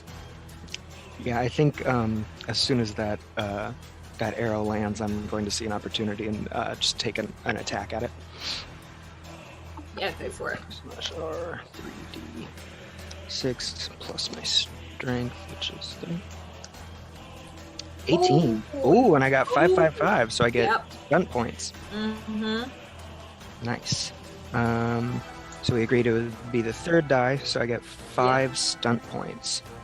All right. Okay. Now, the stunt point I've got here, Mm-hmm. you have to use straight away, Mm-hmm. and you roll an extra 2d6 on your damage. Nice. And this is lethal blow. Okay. So let me find my maul. 1d6 plus 6, and then an additional 2d6. Mm-hmm. 3d6 plus. And is that the attack roll as well? Dem stunt points, though. Mm-hmm. I think that's right. 18 damage. Okay. So as you run towards this creature, it's just been taken a serious blow from Guzgid. You can see where Holdra's sort of this darkness is cast over its face, has started to burn and sizzle. Its teeth, its jaw is wide open. You see that saliva drip and that blood running from its chin as it rears up and turns to you. Describe to me how you kill this thing. So Harbeck is going to be, he's pretty precise with it. He doesn't actually really like anything suffering or lingering, and he's just going to just follow through with a hard, like, strike to the head with his maul as soon as it looks up at him. You crush this thing's skull in, and almost like a heavy dead weight, you all feel the ground shudder for a moment as it falls to the ground. Oh, Well acted, Harbeck. Yeah. Yeah. Same to you, Gersgear. That was good work. No, we should How? find out where it came from and try and block it up before we move on. I don't want these things at our tail all the way to wherever the hell this thing leads. Yeah, I agree. Yeah, I don't think we're gonna be doing much more camping. If you want to come with me, we can take a look at this tunnel, get it patched up, keep the rest of the group moving forward. I'd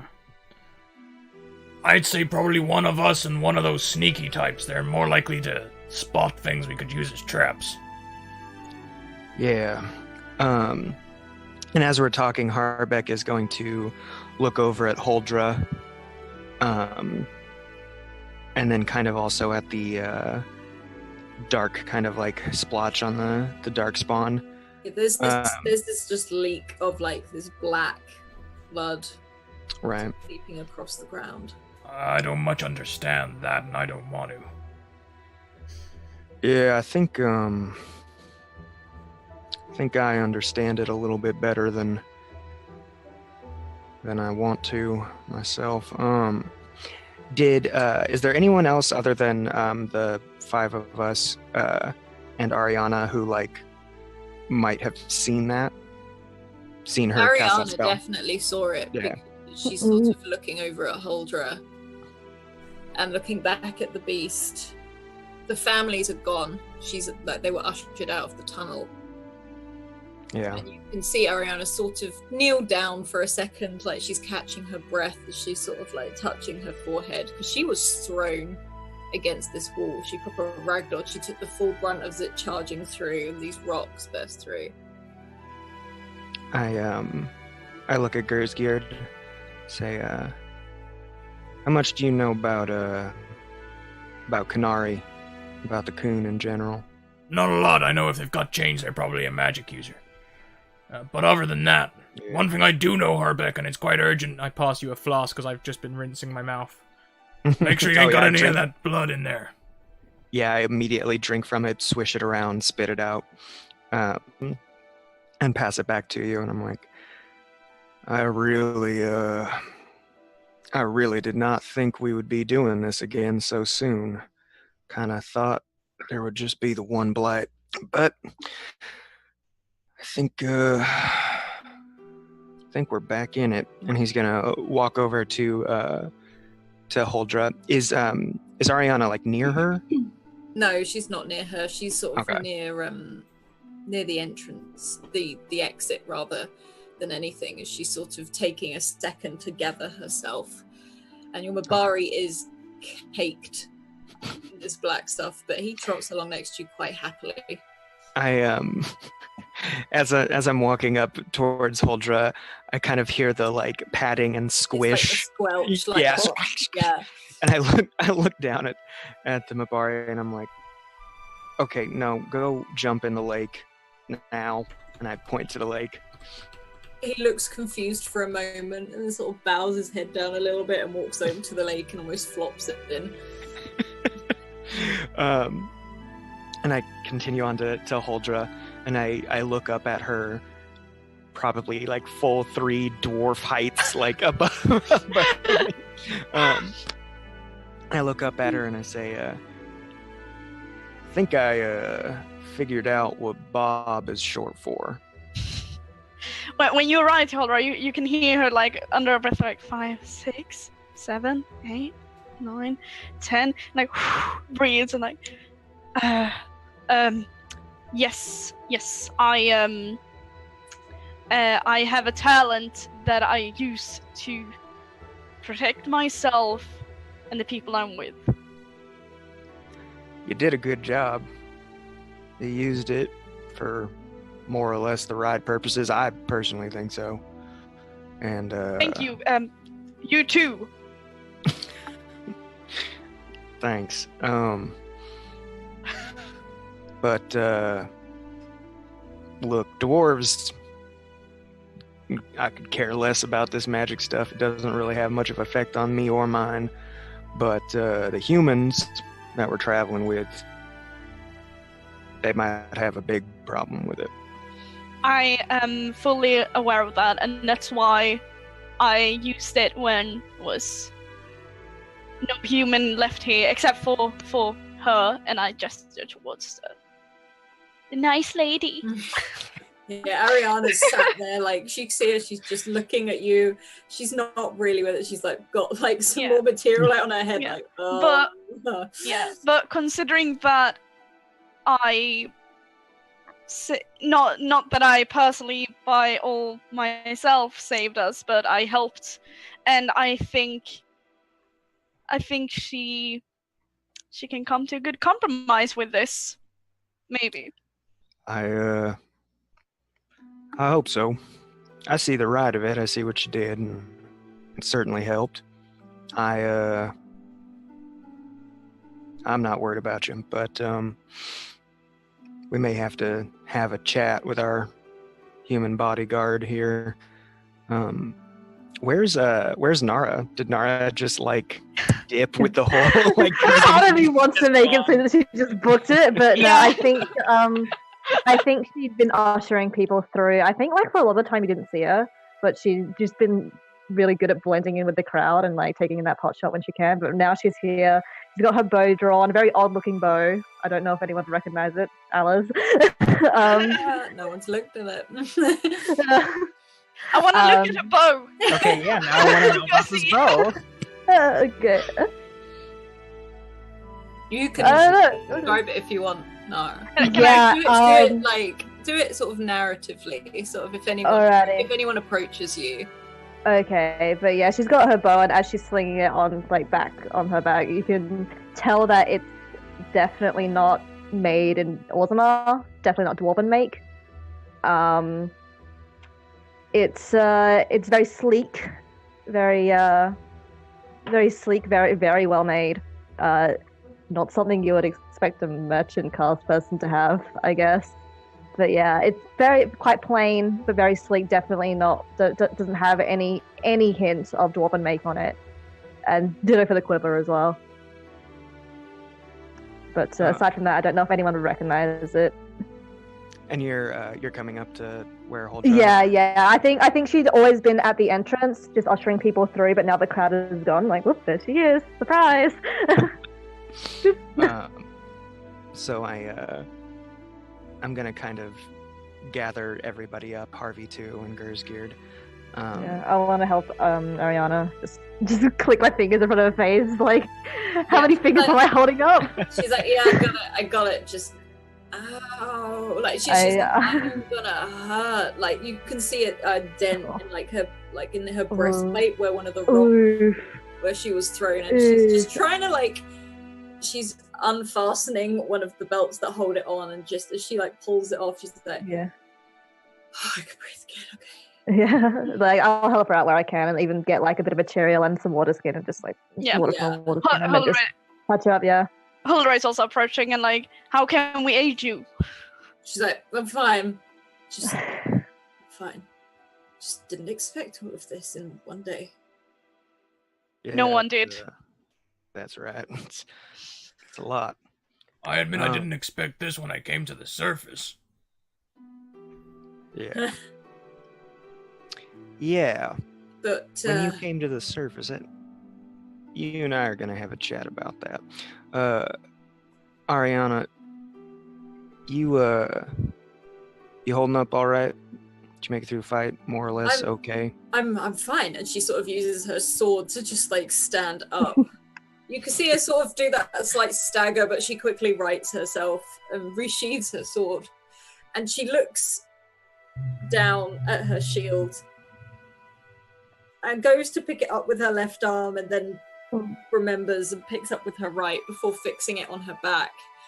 So, I would like to leave. And she sort of glances over at this mess, basically. Yeah. Which you can see your dog sort of approaching and sniffing slowly. Hey, no. Leave it alone. Get it out of your mouth. Yeah, no. Do not start. This dog growls at this dead Herlock before sort of heading quickly over to you. And Ariana's like, I think I need to get to Valroyo quicker than I first thought. And then she flips her head down, but she's like, normally I always travel alone, or I travelled with Matthew, but you can see her really struggling over these words. You can tell this is probably someone that doesn't ask for help often. She's like, I think Nara picks up on this, like, would you like us to join you? would you? I don't know if I could survive another one of those. Like this. And she sort of looks down at her arm, which is now she's like cradling to her, and this dry blood that's like matted on her forehead. She's like, and whatever it is in Valroyo, I think it's important. Yeah, I want to get to Valroyo as well. I want to find out what's going on with the wardens, whether or not they're mustering people to push back against this. I think we're all more than capable of getting ourselves through this, all right, if we stick together. But and he looks Ariana pointedly in the eyes and he says, "But if we're gonna do this, we need to all stick together." And he kind of straightens up, kind of hammering home the fact that he is standing between her and Huldra. Yeah. Is it? Look, I've got no problem. I'm also fine working with a human. All right. And he looks from Nara to Gersgerd and he looks at Harvey and he says, well, what about it, Harvey? You want to fight another blight? You want to do this all over again? Oh yeah, I've still got some fight left in me. Looks like we're all friends here anyway. I'm gonna finish cleaning off my arrows. She's collecting the arrows that she's thrown at the thing, and I'm gonna go check on the people, make sure they're still moving forward up there. All right. And I go through to the exit. Geared. You still want to try to patch this tunnel up, or you want to get going? Yeah, as long as...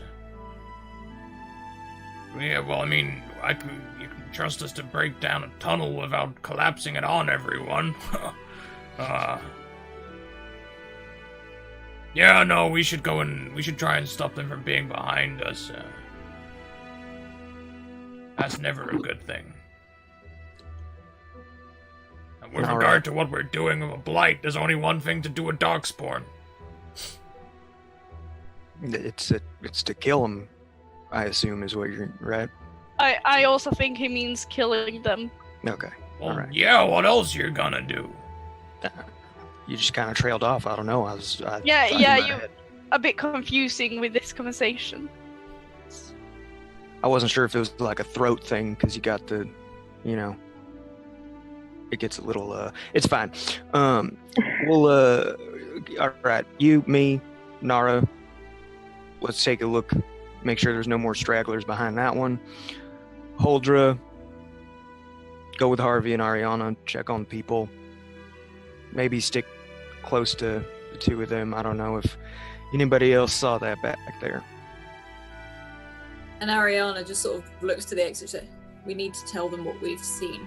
You are now witnesses. You need to tell them what you saw at the gates when we get there. Yeah. I'll tell them. And they can't ignore that there's this many witnesses. Exactly. And she sort of like looks around this group, which are either bloodstained or tattered, and she then looks down at herself. She's like, you can see her thinking about it. She's like, oh God, I hate all legions. And she just sort of like climbs into this tunnel and starts to crawl up this tunnel after Harvey. All right, caving this thing in? Yeah, I think I'm going to lead Gersgerd and Nara back a little bit and try to sort of re-cave in this tunnel. Yeah, Nara's keeping a sharp ear out for any more footsteps coming from that direction.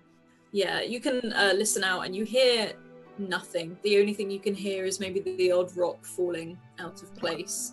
But as you look down this tunnel, you can see where this thing looks like it has ripped its way through. It's like it just charged and ripped its way through. Well, And you think gotta give it credit for that. You think with a good knock and maybe putting some of the stones back, it might even just re-cave in. Cool. Yeah, we do that. Yeah, and I was making sure that it's not going to cave in the rest of us. We don't want to end up in like a pocket. Yeah. Yeah, just making sure, like, okay, Yeah. that one. You can cave it back in, and you can also see some of the large boulders, and you suddenly realize what the size of these, like, huge rocks that actually came flying out, and probably that Ariana actually took full square on, like, the arm and chest, and you can see why she was flung backwards with the combination of this and this huge creature that was sort of stepping around. And you can fill this back up. Guzgid, what are you doing? Well, before I join the rest, Guzgid will dip his axe in the water and just clean the blood off it before it etches the steel.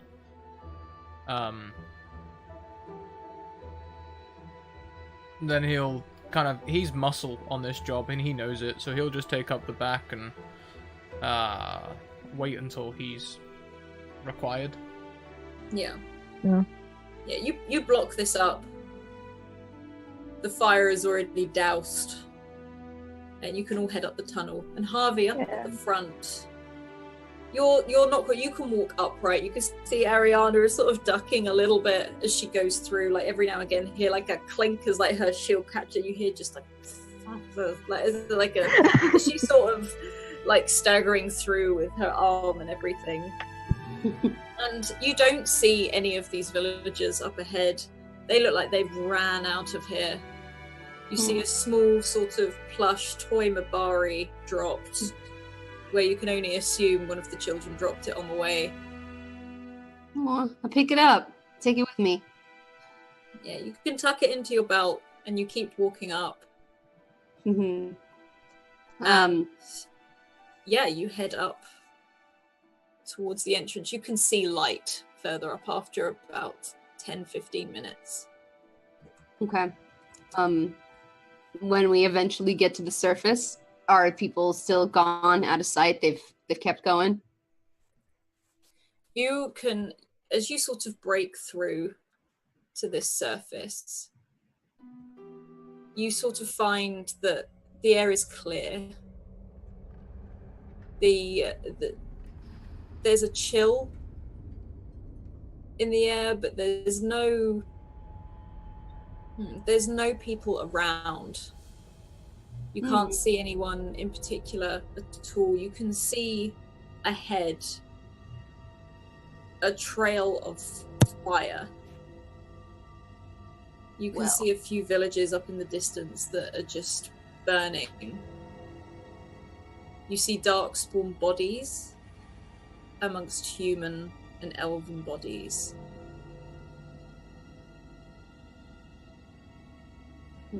Crap. Oh, right. Can I do some kind of tracking, check out footprints? See. Yeah, roll me like a perception type roll and just add to what your focuses are. I should start doing it on Roll20 so people can see. Okay.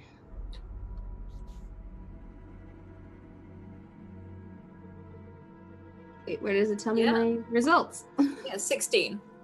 Oh, there it is. Okay. Yeah. So on a 16, you look down at this and you can just at the path that is effectively before you, and you can see many, many footprints.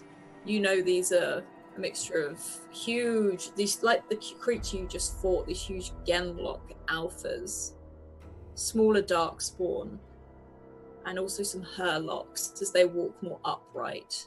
These footprints are big. From being in the previous blight, you know these stand maybe double your size, if 3 times your size. And you can see how heavy they are by how they've sort of sunk into this damp ground. Can I spot the difference between any recent ones versus older footprints? No, these look fairly recent. These look to be almost a day old. This isn't like weeks or anything like this. And you, as I said, the path ahead of you, you can see some fires, you can see some smoke, you can see a town up ahead. Well, I turn over to Ariana. Yeah, she emerges out of this. Well, it looks like the people have gone and found their own way out, which is a good thing because I don't think we could handle so many of them much longer. It looks like there's plenty of dark spawn and bad things around here, not too far, because they were here not that long ago, so they had the good sense to keep moving and not wait for us. We need to get straight over to this meeting of yours right away. And you see she sort of just nods slowly, but you can see she's sort of surveying this area of which was once a very green sort of plain. She's like shaking her head again. And at this point, probably Nara and Holdra, you'll come out of the tunnel as well, and you two will witness this scene, and you can hear Ariana just mumbling under her breath, Andraste preserve us, as she's looking out. There's a few bodies. It looks like maybe some fishermen that were returning from Lake Callahan. And then your eyes set on the village up ahead. Fire's still burning. Christ. Goodness. Which way do we have to go from here? And Ariana points forward. North. Towards the village, or no? Towards the village. Yeah, well, good. Great. We need to see if we can find any survivors. Hello? Is anyone here alive? You're in this massive, open field. There's nothing around you. In fact, it's unnervingly quiet. There are no birds. You hear no livestock. I don't think there's any survivors here. Nara takes an arrow and just has one ready. And at this point, you see a Mabari almost dive out of this tunnel, sort of not barking excitedly, but sort of letting you know, hey, I'm here. As Harbeck and Guzgid also come, you now sort of appear out of this tunnel. Right, update, fellas. People are gone, the village is on fire, and that's our destination. Let's move forward. Well, I mean, yeah, all right. If we can find horses, survivors, resources, anything, we get them and we move out quick. Yeah, I think that works. I go and have a check at the bodies if they have anything useful. It's literally fishermen. There's nothing. Any gold, any fish, any Oh my god. food? Nothing at all. They've been absolutely devastated. Rope? Dry socks.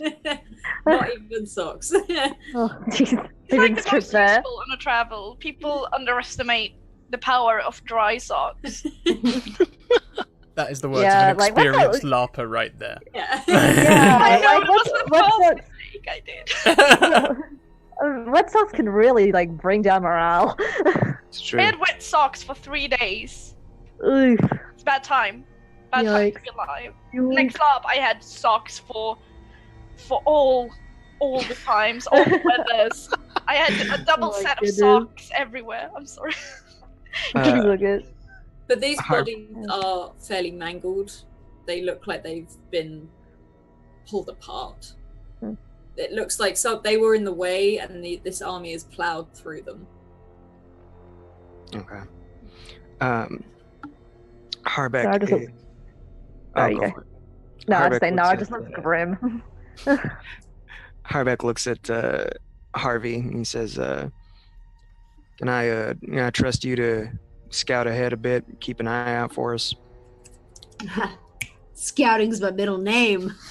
And she thinks about what she just said. Is like, that didn't work. I thought it might be. And he's gonna walk over to Holdra and he says, "Hey, Holdra, pay attention. I need you to. Okay, I'm listening. you are without a doubt the tallest person here. So I just want you to keep an eye out as we cross this field, okay? Just make sure nothing sneaks up on us. We got Harvey moving ahead. She's gonna take a look at the village and the path ahead, but I just want you to be our second pair of eyes, okay? I will be that, and I will let you know if I see anything. Excellent. And Thank I you. will be on, like, to you, Alice, I will be on extra lookout for anything. Perfect. All right, well, Ariana, let's go find a village. Stay close. And she looks up at Holdra. And we've got a lookout. And she starts to walk. It's not like running or a jog, but you can see she's moving quickly, sort of arched down a little bit. She's like, we're in open space right now. We need to get to that village quick. Guzgid is dark, quiet, looking at the sky. You got to get yourself a hat, man. Are we in a hurry? Should we run? No, we won't run. I can manage a jog. Approach cautiously. Nara's always got that ear out, like listening for any horns, any like that thunderous, like find out what the army is, any sounds that would give away that they've got like company. Yeah, you can listen out, and you can see overhead the sky is getting darker as evening slowly settles in. After almost 30 minutes of quick pace towards this village, you arrive on its outskirts. You can see its wooden sort of palisade wall has been burnt to the ground. You step into this village. It's a mess. There are bodies on the floor. No darkspawn bodies at all. These people were unprepared.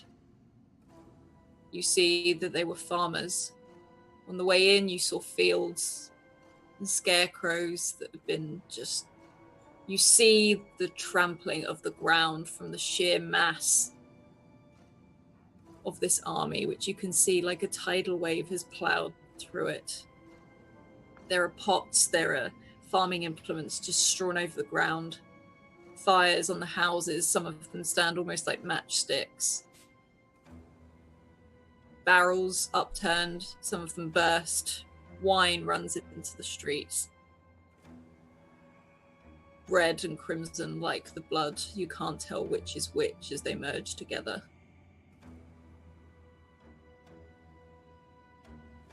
Uldra will look for survivors and equipment.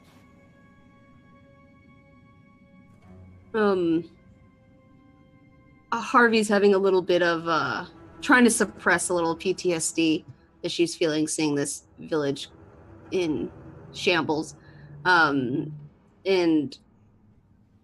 tries to think about like a common room, community center of some kind where they would gather people in like a bunker of some kind, town bunker for disasters like this, and tries to seek out something like that.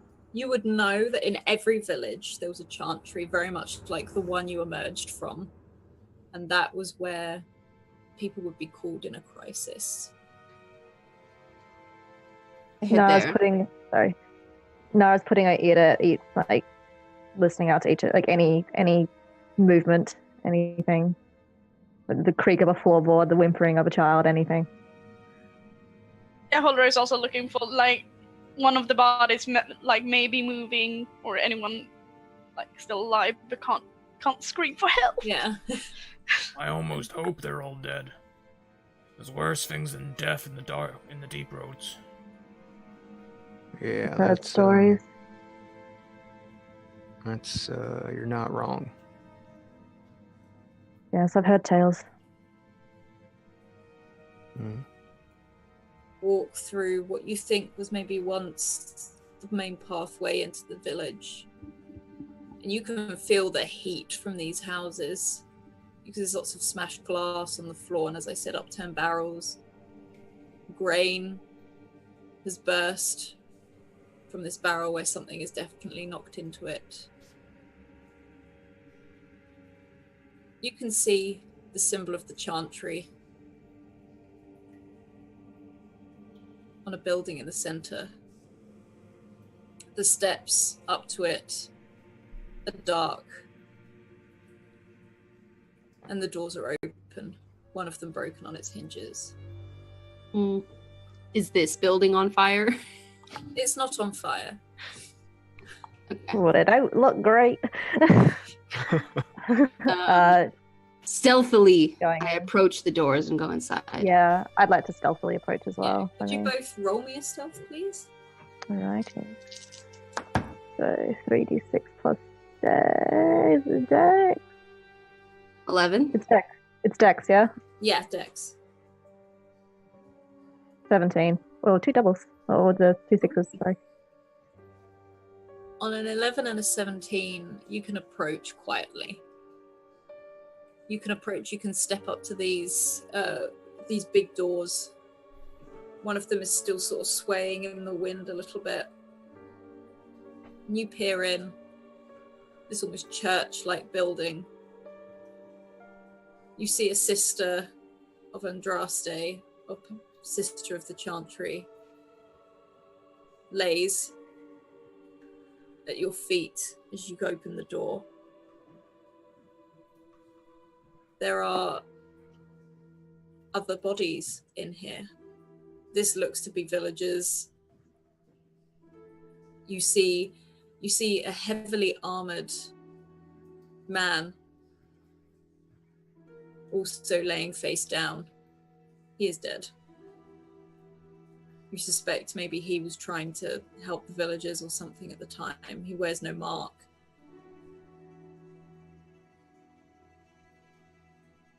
And as your ears are listening out, you hear sort of like the whinnying of horses.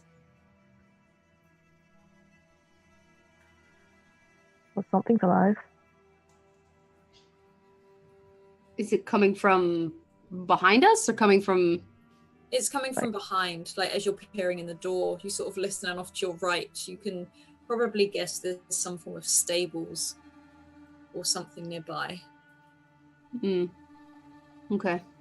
Well, I guess we've got some mode of transportation here, but no people. Yeah, let's take a look at those horses. I agree, and Huldra rushes away towards the sound.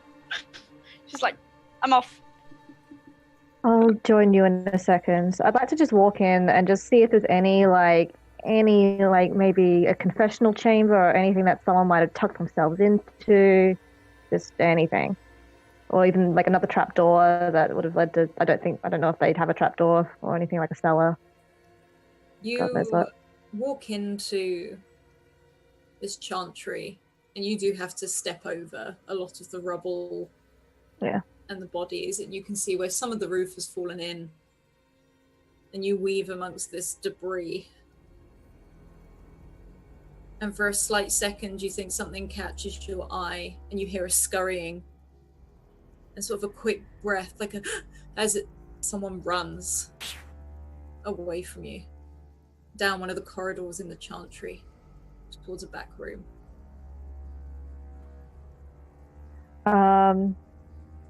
Has everyone already gone to the stables, or? I'm still next to you. Huldra is gone. Yeah, I've got to look to Harvey. There's someone else here. Let's go. Let's find him. She just gets a nod. Like, alrighty. That's honestly, for someone her age, she seems to be taking all this either rather well, or she's really fucking good at masking her emotions. But yeah, she's gonna head forward, bow drawn, Ariana stands outside, sword drawn, almost to cover your backs. And what about Guzgid and Harbeck? Did you follow Huldra? Harbeck would have gone with Holdra. Yeah, if they... I mean, the scouts are sneaky, right? So they'll be fine. The famous is last fine. words. But this is fine. Us in the middle of this broken chantry. This is fine. And you, Huldra, you'll get there first, and you see a stable. The roof is like lightly on fire. It's starting. You can see this fire starting to grow, and you can see these 3 horses trying to tug and pull away as they panic, sort of rearing up here and now as they try and pull themselves away from these stables. Important question. Is there a pony? There is not a pony. Gosh darn it. What's the point? We're leading them Yeah, here. what's the There point? could be a pony elsewhere, but there is not a pony. Guys, I found food, I guess. No, but Huldra is like perfect. And she starts to I guess she's gonna go and try to calm them. She has no experience with this, so let's see what happens. Say, roll some. I don't know what. I guess I like think that there is an animal handling thing. Yeah, there is Yeah, a. I yeah. think it's persuasion. I'll have a look for I you. was gonna say, I think it is persuasion. There's a stat called communication that may work as well. oh yeah, I think a look. communication because I'm trying Take to a look. I have a 2 in both. It's communication, animal handling. Yeah.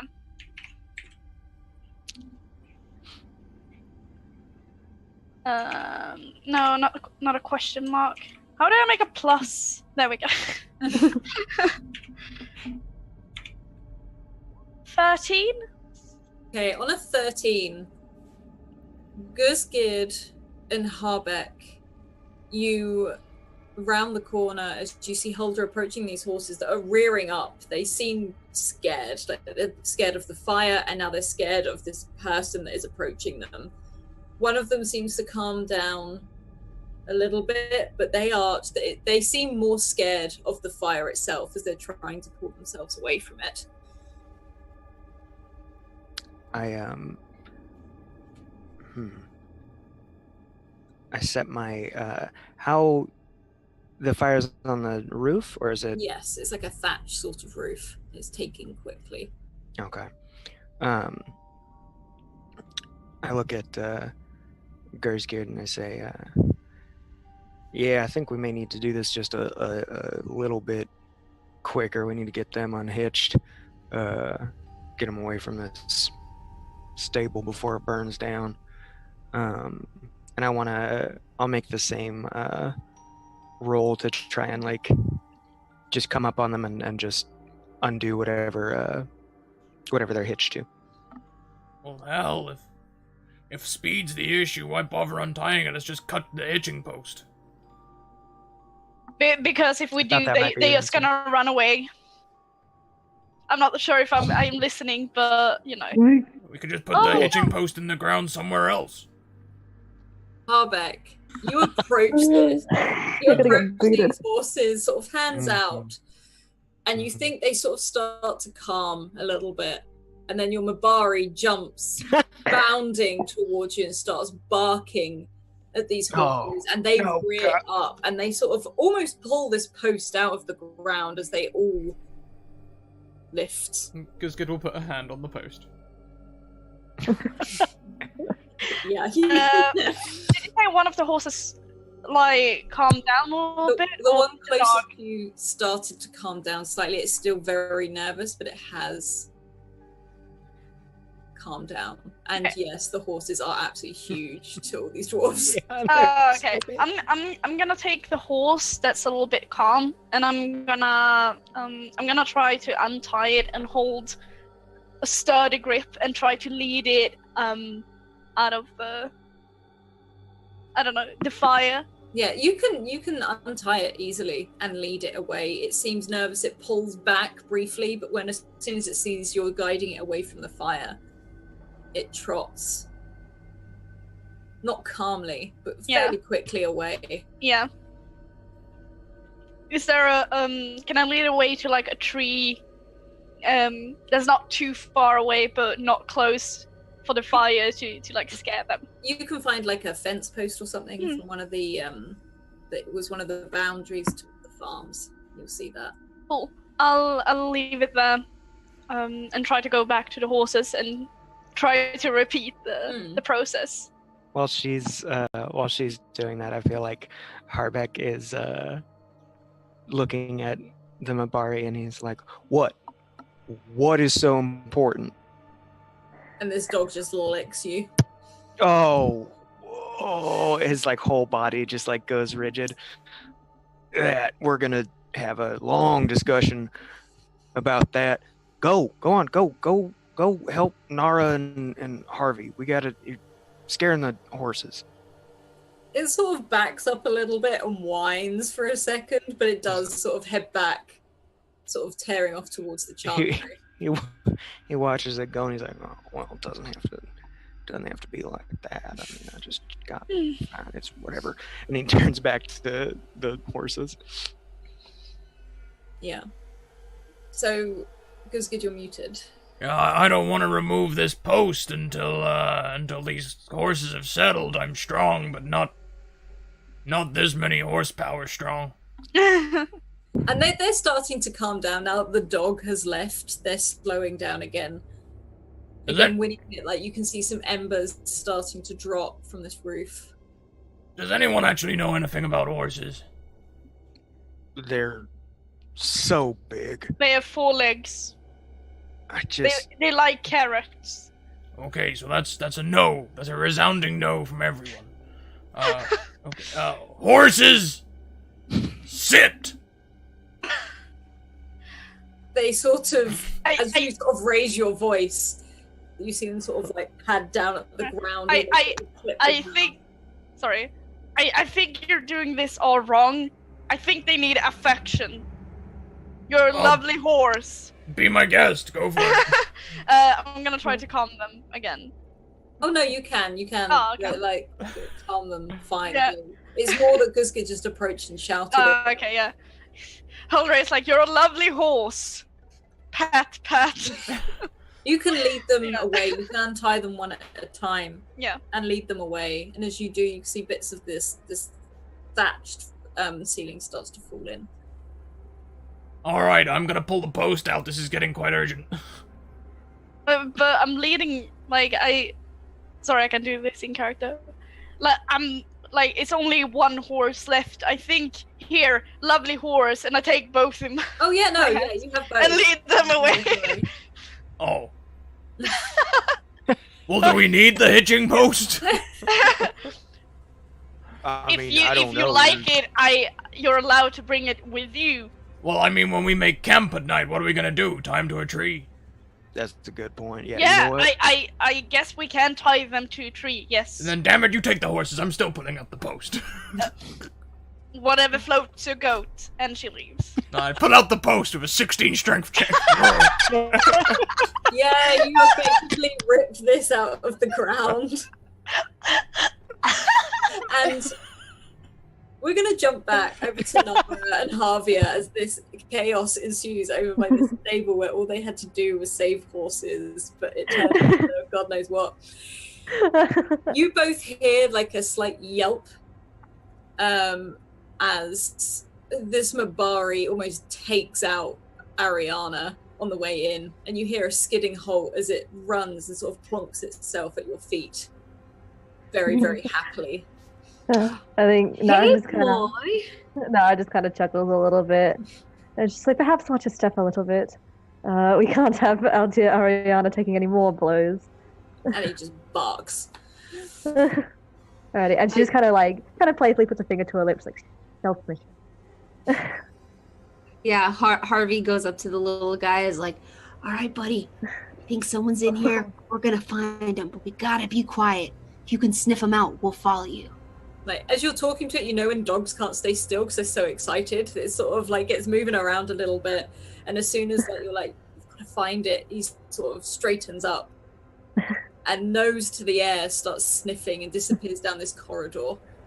I take out my dagger and I start like quickly running after him. Yeah, I've got. Actually, no. I'll put my bow away and I'll get my dagger out as well. You both Rogue, move down let's this go. corridor, like Team Rogue. Rogue, Team Rogue. You move down this corridor, and you can see one room off the side of it. And as you walk past, you see a desk, and you see a chantry sister laying still on the ground. And you walk further down this corridor, which looks to be maybe a storage room or maybe a library. There seems to be a mixture of grain in here, but also books. You see the bookcases have been pushed down and fallen over. Some barrels in the corner. And you see the Mabari's nose like twitching. At a glance, do any of the books catch my eye? Like, we kind of need anything about, like, I don't know, maybe healing herbs or something that could be useful. These all very much look like the tales of Andraste and all religious teachings. Yeah. Oh, that's not going to help us in this situation. Alrighty. So looks to the Vipari. Like, well, anything? And he sort of sniffs and moves over to the pile of barrels in the corner and sort of just plonks himself down next to them and looks over at you and Harvey expectantly. Harvey goes over to the barrels and with like the blunt end of her blade starts like knocking on the barrels like, hello? Anyone there? So you hear like that as you're like knocking against it, and you can hear like a come on out. We're here to see if there are any survivors. Yeah, so friends.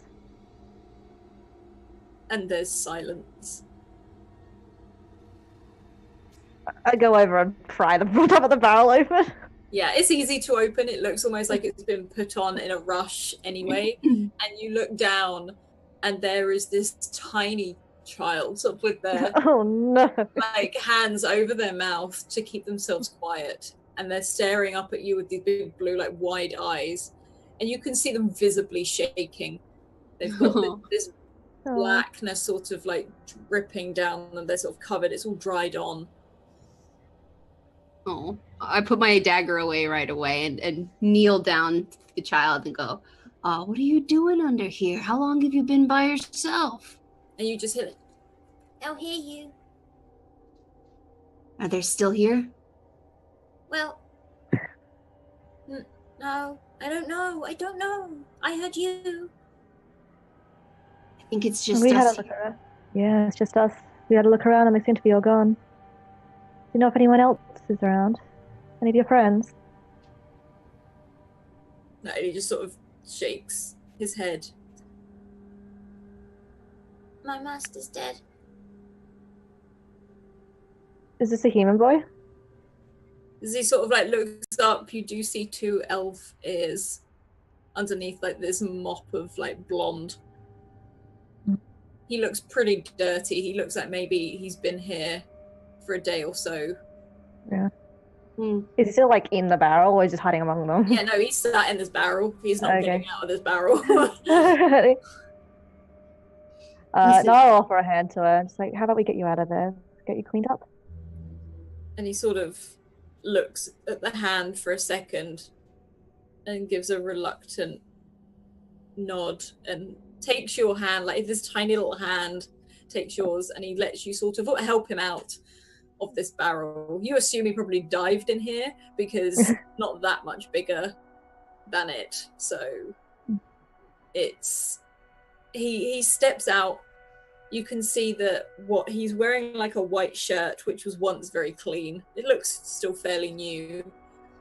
He's wearing like a vest type tunic with a fairly ornate pattern on it. Probably you can assume from his master, this is more like a uniform than actual clothes. And he stands barefoot, sort of looking at you. You can see his hair is quite matted with this blood. And he looks at you very shyly, and you can see he's holding a knife himself, but this looks like he swiped it from like a dining room. It's not an actual weapon. Yeah. I think Nara will say, hold on to that, you might need it. But first, she's going to get a bit of material and just from a water skin, just of it and just give me a moment. Start cleaning them off. Yeah, you can sort of like wipe it, and you can see like it starts like it smears a bit, but it gradually starts to come away. Yeah. He just sort of stares not at you, almost past you, wide-eyed, and then over at Harvey, sort of nervously looking at both of you. You see him smile for a second as his eyes lands on the dog, but then it goes back to sort of fairly shocked. Mm-hmm. I want to give him a little bit of water and bread, whatever snack type thing I have on me. I just want to give him something to munch on. If he's been like alone, he probably hasn't eaten. Like, hey, little man, you seem like you've been alone for a while. You hungry? And he does that really quick, like, nod of the head. Go ahead. And he sort of reaches out cautiously and snatches it away. And as he takes these sort of small bites, he never takes his eyes off either of you. And the Babari sort of pads forwards and sits down next to Nara. And he can't help but just sort of reach out and pat it. And you can see he starts to calm down a little bit. So this is my emotional support, Babari. Yeah. He's still not getting out of the barrel? Oh no, he's out the barrel. He's out the barrel now. He's helping him out, yeah. Alright, well how about we just get out of this building to just start with? And he silently nods again, just like... Yeah. It's a scary place. I don't want to be here either. Let's go. Yeah, Nara hold out a hand to him. Just like, come on. He We'll will be all safer if we stick together. Take it, but he'll take it. You can both walk him out. The Mabari sort of sticks next to Harvey on the way out. And you pass Ariana, who's just like, who's this? Hello? And she sort of, it's like she's trying to sound nice, but it's almost still fairly accusing towards this child because who are you? She's not very good at this sort of thing. Who did? Where did you find them? Oh, hiding in a barrel. Do you have a name? And this boy just nods at you, still wide-eyed. Well, I think she just kind of clasps his hands, or clasps her hands, and just gives a bit of a squeeze. Like, well, my name's Nara. And may I know your name? Terrell. Terrell. It's a very lovely name. Thanks. Like, this is sort of like, looks... No one's ever said that before. People should say it more often. Yeah, it just looks back up to Ariana. We're like, well, as far as I can tell, that's the only thing safe with some horses. Anything in this building, at least. Well, I heard the other three shouting over there about something, and I heard that because Geared, is that his name? I don't know. He shouted "sit," so he's either found a very large dog or he doesn't know how to use horses. I'd vote for the latter. Yes. Well, if they found horses, let's get out of here. And she sort of takes a brief kneel down and looks at the boy and puts her like hand through his hair, just taking out some more of the sort of stuff that's in his hair. I don't think you're going to want to talk until you've got a warm bed and a full belly, have you? And this child just, like, he doesn't know what he's answering really. Yeah. He shakes his head. And Ariana smiles and she looks at you. Come on. Yep. Going on over to the horses. Yeah. What is the scene that Nara, Ariana, and this boy... Everything's on fire and all screaming. Yeah. What did you come over to?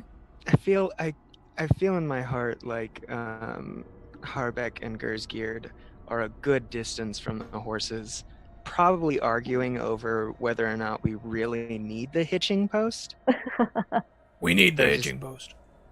Now, look, I mean, it's just a stick. We're gonna find other sticks. It's not... This isn't just a stick. Look at that lever strapped to that. That's engineering. You can't just strap a leather to a stick and call it engineering. This is... I didn't, but someone else did. It's definitely important. This is all kinds of wrong. Look, as I hear the Mabari and everyone coming around the corner, I look over and I see the little boy. Would I recognize this uniform he's in? Probably you would recognize it more as this doesn't look like it's from like a wealthy, like it's not like a home of like a lord or a noble. This looks like someone probably just had money, like a merchant, and probably had this. Yeah. Probably because a slave, effectively, to help. Yeah. Things, or an apprentice. You're not too sure which one it was, but he does look like he's dressed well, and he doesn't look malnourished or anything. Okay. Harbeck looks over and he says, "Oh, you found a survivor." Yeah, this is Terrail. Just kind of like puts her hand. I think Nara's always had like either holding his hand or just like a hand on the shoulder or something like that. Yeah. As you introduce him, he'll probably duck behind you a little bit, seeing these two dwarfs like arguing over a post.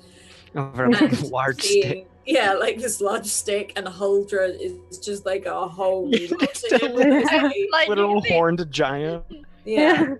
Like I imagine Huldra trying to find some water for the horses, so she's probably giving the horses some water, and see they coming back with a survivor while they're arguing, and just like whatever. Do the horses look calm now? Yeah, the horses are calm. You find this barrel of water, Huldra, and you're just like, they are lapping this up. They seem like they haven't had a drink for a long time. Yeah. Is that another survivor? Or the first survivor, I guess? I mean, yeah, it looks like where'd you find him? In the chantry. Hidden among some barrels. A very good hiding place. Kind of ruffles his hair a little bit. You found a fancy little boy in a barrel?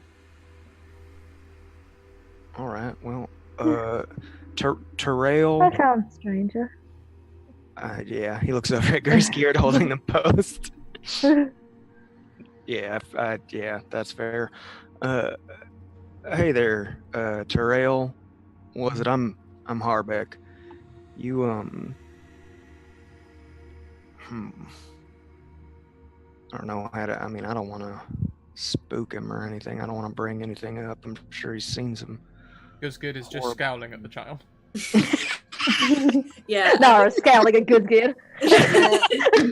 I think this kid has been through enough for this past week.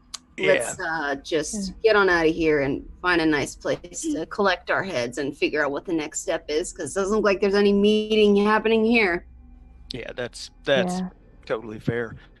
Ariana, we found you 3 horses.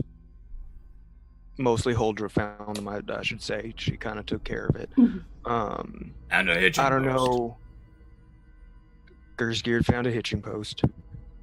They're usually not mobile, but he found a way. Yeah, I don't know if maybe, oh man, how are we gonna divvy this up? Maybe you get one and Huldra gets one, and then, oh man. 3 dwarfs. Oh no, I mean, I am... And a child. I am quite fast, and I can run great distances. There must be a cart around here that survived. We can just saddle them up or whatever the hell you do, and... Oh yes, oh, thank goodness you said it. Yeah, all right, yeah. Oh, okay. Yeah, let's see if we can find a cart. Okay, before we do that, Huldra wants to, like, approach the little child and, like, you must be a great warrior who survived the attack. Well done. And I tap him. Tell me, human, can you fight? Like, as you're doing this kid is like absolutely frozen. You feel like him go rigid underneath you as you're talking to him, and you call him a great warrior. He just holds up like this, effectively a butter knife. Like, don't worry, I got something for you, and I give him the pickaxe. There you go. You do this, and he like drops it at first under the weight of it all, and he just Oh, scrambles no. to pick it up. I think I'll turn to him and be like, "We'll keep you safe, but should anything happen, and I'll give him Use the my dagger." pickaxe. No, don't use the pickaxe. You'll hurt yourself. You'll pull a muscle. I'll give him my dagger, He sort of which reaches does up. look dwarven make. Yeah. Oh yeah, that might be a better fit. And I take back the pickaxe. I'm like, don't worry. Yeah, we're a team now. We got your back, and you remember to relax when you fight. And I sort of give him a little, a little fist to the shoulder, like loosen up. As you do this, he's like, and he's still like wide-eyed, just like takes the dagger from Nara and hands over his butter knife to her, as if he's almost like seeing it as an exchange rather than you're giving. That's good. Yeah, I like put a hand on his shoulder. And it's just like, you won't have to fight, but kind of pats the hand that has the dagger. It's like, just in case. We'll teach you how to use it. And he just nods furiously. You can tell he's still very much probably traumatized because you don't know what he's seen and he's not talking right now. But Harbeck, as you look around the Mabari at your heels, you do find this cart.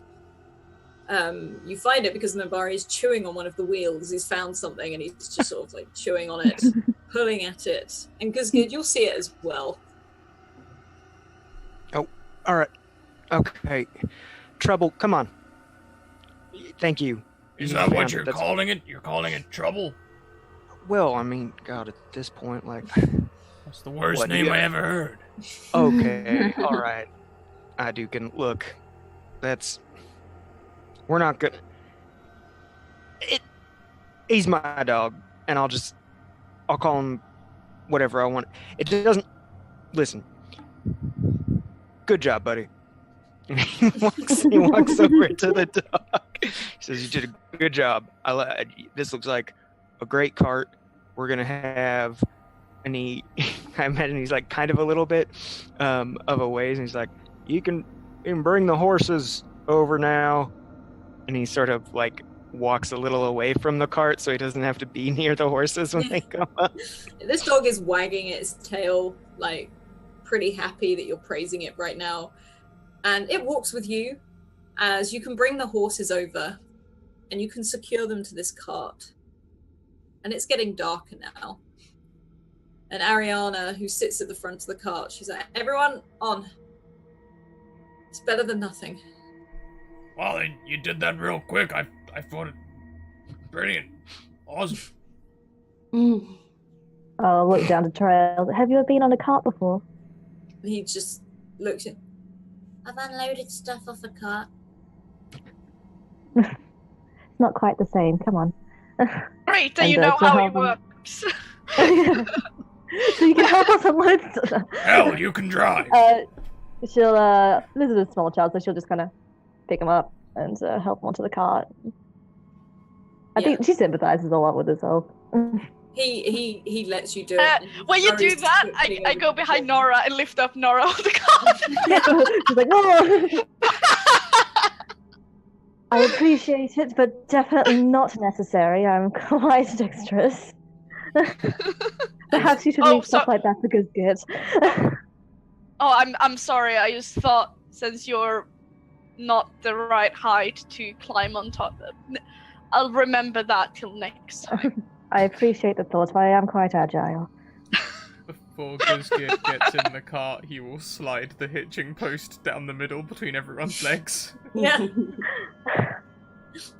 Just kind of looks at the hitching post. He's like, "Well, as long as you're the one carrying it and taking care of it. Yep. Remember to take it for walks and water it." Who is riding the horses? Ariana is at the front. Yeah, but we have two other horses as well. No, she's attached Are they all together? Cool. Yeah. There's one walking at the back that you can see she's tying up to the back right now. And the other two are pulling. Okay. Perfect. I am exhausted, so I'm I'm gonna take a short rest. Wake me up if anything happens, and she just lay down. God, I wish I could fall asleep that quickly. Harbeck looks to Harvey and he says, do you want to ride up front with Ariana, keep an eye out, or do you want to hang out back here? Yeah, I like to keep my eye on the action. I'll be up front if you need me. I kind of thought. All right. We should rotate that. We should all try and get some rest. Sounds fair. good. I'll I tap agree. out soon. All right. Guzgid goes straight back into that soldier's sleep, just puts his head against something and just... Yeah, it's dark now. It's getting very, very dark. And you all get on this cart, and it's a rocky start. It's not a smooth ride. It's all over the place. One, because of the debris on the ground, and two, the cart wheels look like they've disjointed slightly when it was knocked over. And it's dark. It's pitch black and it's getting cooler. And Ariana sits up front, sort of talking to the horses. And if Harvey ever wants a conversation, that's how they chat into the night. Guzgid, you rest your head on this cart and sleep. And Huldra, you sleep too. This dog, this Mabari, Trouble, curls up next to the child, not far from Harbeck. Does Harbeck fall asleep?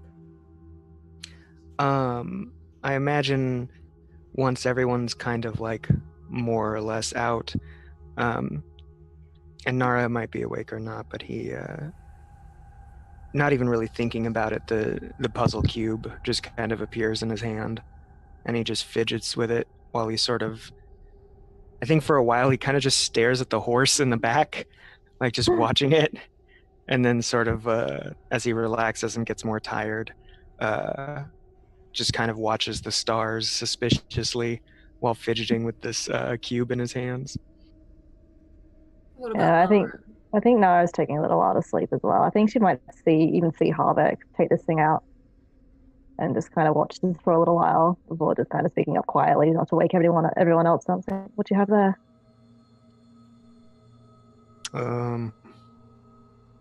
He looks down at it. Would you believe me if I told you that this thing got me out of the deep roads?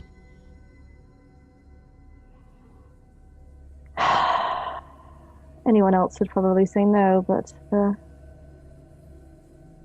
my mother told me a lot of different stories about the deep roads, and I've honestly heard of stranger.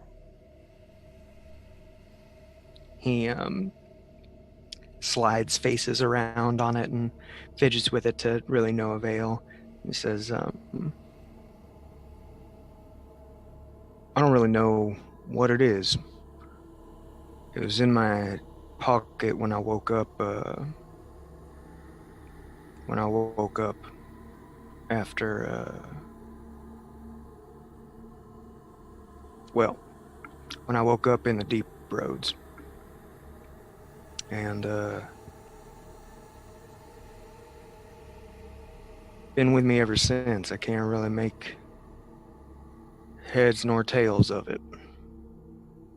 May I see? He looks at her, and kind of like he looks around at everybody in the party and sort of the situation they're in, and then he slowly, begrudgingly, kind of hands the cube over to her. Yeah, she carefully takes it. She's very cautious with this thing. What's it look like? What is it? So it is a metal cube. It very clearly has, it's kind of like goldish, bronzish in color, and it has a ton of different shapes in like kind of layers down from it. So as you move one, another will kind of like pop up, and they can all be slid around and rotated and moved from face to face to seemingly kind of no avail. It doesn't seem to do too much. Looks like a far more complex puzzle cube. Mind if I? And she just kind of gestures to like fiddling with it. He says, by all means, if you can get it to do anything. May I have a fidget? Yeah, go for it. Therefore, I was imagining the Treasure Planet's map, but a cube Yeah, instead. exactly. Yes. Yeah. Totally. Gotcha. yeah. Can I just have a fidget with it? Yeah, Like, go for it. Does it do anything? As Nara starts to just play around with this, not much seems to happen. And you're sort of absorbed by this as you twist it and move it and slide the faces across. And Harbeck, you watch her do this, and then a glow catches your eye as you look up. And you see that little elf child sat there, looking down at his hand, which is starting to glow a blue. And that's Do I see this as well? You won't see this, but that is why we do Dragon Age. Oh my god! What? Isn't it one of the creepy children? Who says it's creepy? I do like one creepy child, and everyone loses their shit. You have a type! Oh, Christ. Sorry, Alice, but that's 100% true. You do have a type, and now we're all 100% freaked out. I'm so glad I'm trying to get on this kid's good side. Before you never really... I'm the one to get killed last. Not to be that person, but I think he loves Huldra the most of all. Well, I mean, you did give him a weapon. That he didn't want to use, but you know. I think secretly he adores her. He'll come around. I've just realised I could have re-rolled my initiative earlier. Doesn't matter. It worked narratively. Anyway, that's us at the end of the session. Thank you everyone for playing. Why don't we go round and Alice, I can't remember which way order we went round. I think you finished with me, right? So we should go the other way around? Yeah. Yeah, cool. Favourite part today, what we'd like, what you do online and all the wonderful things that we can see from you in the future. Let's start with Avery Matt. Oh, hi. Hello. As you said, my name is Avery. I am at MatBat online. That's MATTE _BAT _. I am an artist and cosplayer. I am looking at doing freelance full time. So if anyone needs any art and stuff, you'll probably like hit me up. I did the character art for the Lady Blackbird campaign that Alice will probably talk about. I bring up in a sec. So yeah, if you don't see me around the place, you'll probably see my art. I will be doing I will be popping in off the table a bit later for the premiere of season 2 of Adventures in the Wild Blue. I'll just be popping in for a little visit. But aside from that, yeah, hopefully bigger things to come because I've recently just quit my job and I'm aiming to do some more full-time stuff. The fear will drive me. Alrighty, that's me done. You're muted, Adam. No, I know I'm muted. That's the best way. That's the way to roll. You know, muted. Also, my ears just popped, and I was like really trying to figure that out. But did we get your favorite part today? No, I forgot. I do love the child. I do love Terrell. Very sweet, very creepy. He'll be fine, I'm sure. I do like just the hijinks of the horses. Something so simple. And I guess like not really a thing, but I'm like not really a favorite moment per se, but just I'm really excited to see how this goes. Like I'm excited to see what'll happen, which direction all our characters will go. I'm not sure if we're gonna reach a point when we hit like specializations, but God, I hope we do because that'll be really cool. Because I've been looking at them and like thinking like, what would work? What would work for everybody? Oh God, I'm very excited. Fantastic. Yeah, and lots of foreboding as well. Lots to look forward to because there's a lot of foreboding going on. Next around, we have the wonderful Nassim Etamad. Oh, hi, Nassim. Hey. So yeah, I was the Harvia, played by Nassim, and I also you can find me on the Venture Maidens podcast on iTunes, all the podcast apps, and we upload our streams from Twitch onto YouTube, so we're there, and all the other social media. My own personal social media is Nazgul on everything, and I really enjoyed our little chat by the lakeside. It was very nice getting to know Gersgeard. Become a little friends, little pals together. Yeah, little pal. It was nice. Yeah. Yeah. You'll get my favorite bits in a minute. Next around, we come to Jeff. Thank you, Nassim. Hi. My name is Jeff Ellis. You can find me at Many-Eyed Monster on Twitter, where I write D&D and other RPG stuff. Right now, I just actually, yesterday, just started a new free magical item campaign, I guess. But yeah, every Monday I'll be posting a new item inspired by Avatar: The Last Airbender, called The Inherited Elements. And the first one was a little top called the Hottest Flameo, and it turns into a fireball. So that one's pretty fun. My favorite part today, there's so many, there are a lot of really fun parts.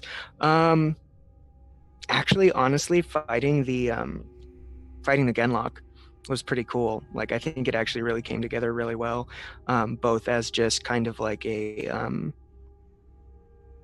as a combat for the game, but also like as a scene. I think it was really rad, and also kind of hammered home something that I didn't think about. Like, oh yeah, Darkspawn are also like always underground. They can probably get through a tunnel. Like, that and bonding with the dog has been pretty great. Yeah, and that's me. Thank you so much. And last of the players, excepting me, so not really last at all, but also, oh hi, Ambly. Hello, I am the one and only Ambly, also known as Annie. I draw stuff, and you can find me at the links that might appear, or you can check out the description because I have my own panel now. Yay! Yeah, we got. I keep forgetting I've done it, but yeah, we made Ambly a panel. Yeah. Yeah, thank you. So yeah, I do art. I mostly do for now overlays and posters, but my favorite part is actually doing characters. What else? I like this session. I felt like it was a great second session where there was a lot, like, I don't think we did anything in particular that made the character grow closer as a party, but it was just the conversations that, like, we started to understand each other a little bit. So I liked my little fire session where we talked. I genuinely had fun as a player there. Jokes are funny. I also like the fight. I don't know why. It was a little fight that I enjoyed. Yeah. Yeah. Yeah, I know what you mean. Stop it. So before we come around to me, because I have some favorite bits as well. I'm quite excited actually. Alice, wonderful wife. Hi. Yeah, I'm White Rabbit Pick. I DM on this channel, as you have just seen. I also run Eberron, and I also run Cypher System Realm of the Ancients.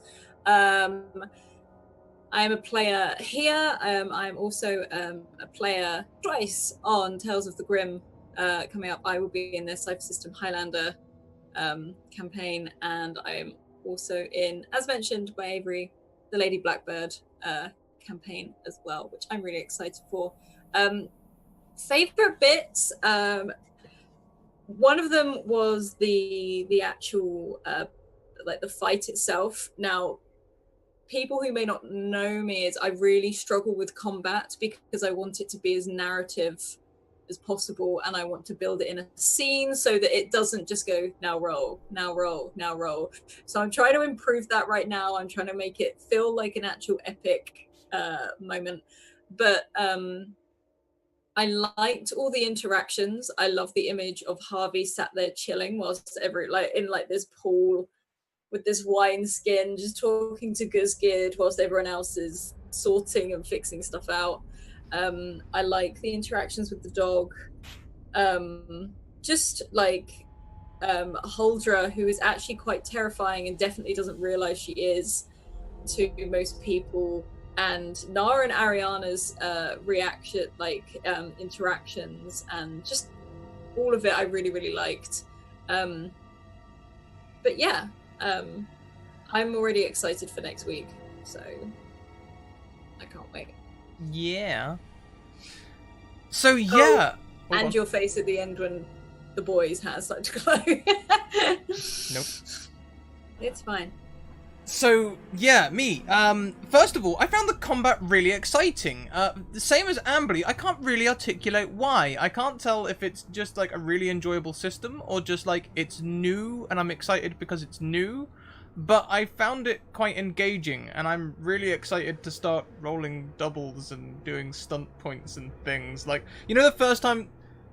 I'm going to just make a massive assumption here that everyone in chat has played Dragon Age Origins, and if you haven't, go and do it. But, like, you know the first time when you're fighting the troll in that first, like, starter mission, when you're doing the mission while the rest of the army's over here, I won't say what in case spoilers, but you're in that first mission and you fight the troll on the top floor, and it's the first time that your character does a stunt. I'm fairly sure it's programmed in so that it always happens, because I've never seen it happen without at least one of the characters doing it. But you end up jumping on the thing and doing all of that stuff, and like plunging your sword into it and wriggling it around and all the rest of it. That's the feel I'm trying to get. I cannot wait to narrate something like that. Like, just narrating a normal hit, okay, but I can't wait to get into the juice of a massive stunt point thing. Yeah, anyway, that's probably what excited me about it. I've got a lot of hype for the combat, but also I'm loving the dynamic between us all. The voice is tough. I've gone for about 2 pints of fluids today, but, you know, for a good cause. Hence why I kept getting up as well. I was like, oh, and again. These character interactions, Huldra being all spooky, and Nara being really kind of, you know, abrasive, and Harbeck sort of being a different kind of abrasive, you know, like Nara's like, Guzgid, who the fuck are you? And Harbeck's more like, come on, man, you know, like, oh no, he knows who you are. Yeah, you know what I mean. I love how chilled Harvey is. And then, yeah. Like, it's fine, it's just another blight, we'll get over it. Like, that's the thing, Guzgid might be young, but I think he appreciates the wisdom that you give off as Harvia. Like, obviously, both him and Harbeck have been in the Deep Roads. You gain a different kind of wisdom down there, and I think it's that he relates to. So it was really cool as well, us having, like, this chat thing.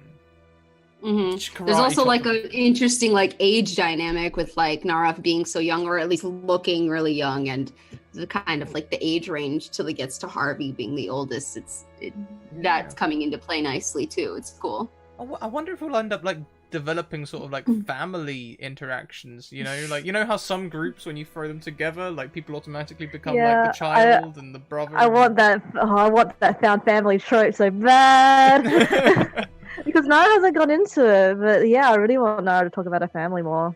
Yeah, so if we're going into family tropes, what does that make Huldra? The like the scary the cousin. The scary aunt. The foreign cousin. Scary why not? The foreign why not? I can even throw in some Swedish too. Like confuse you guys even more. It's gonna be great.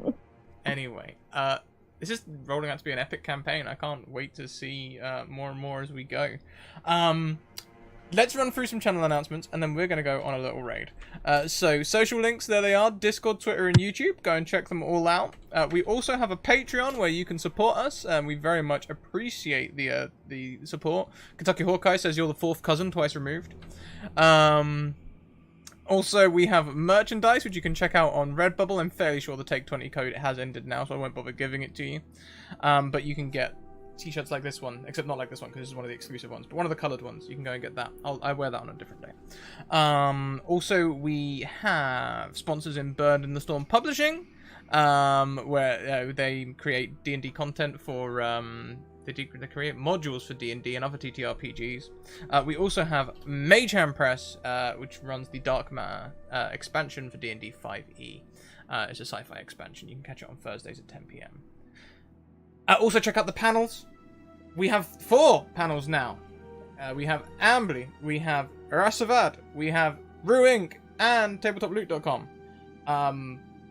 Those three have discount codes. I guess you have contact details to go and see if you can commission Ambly. If Ambly's commissions are open, who knows these things? It's up to her.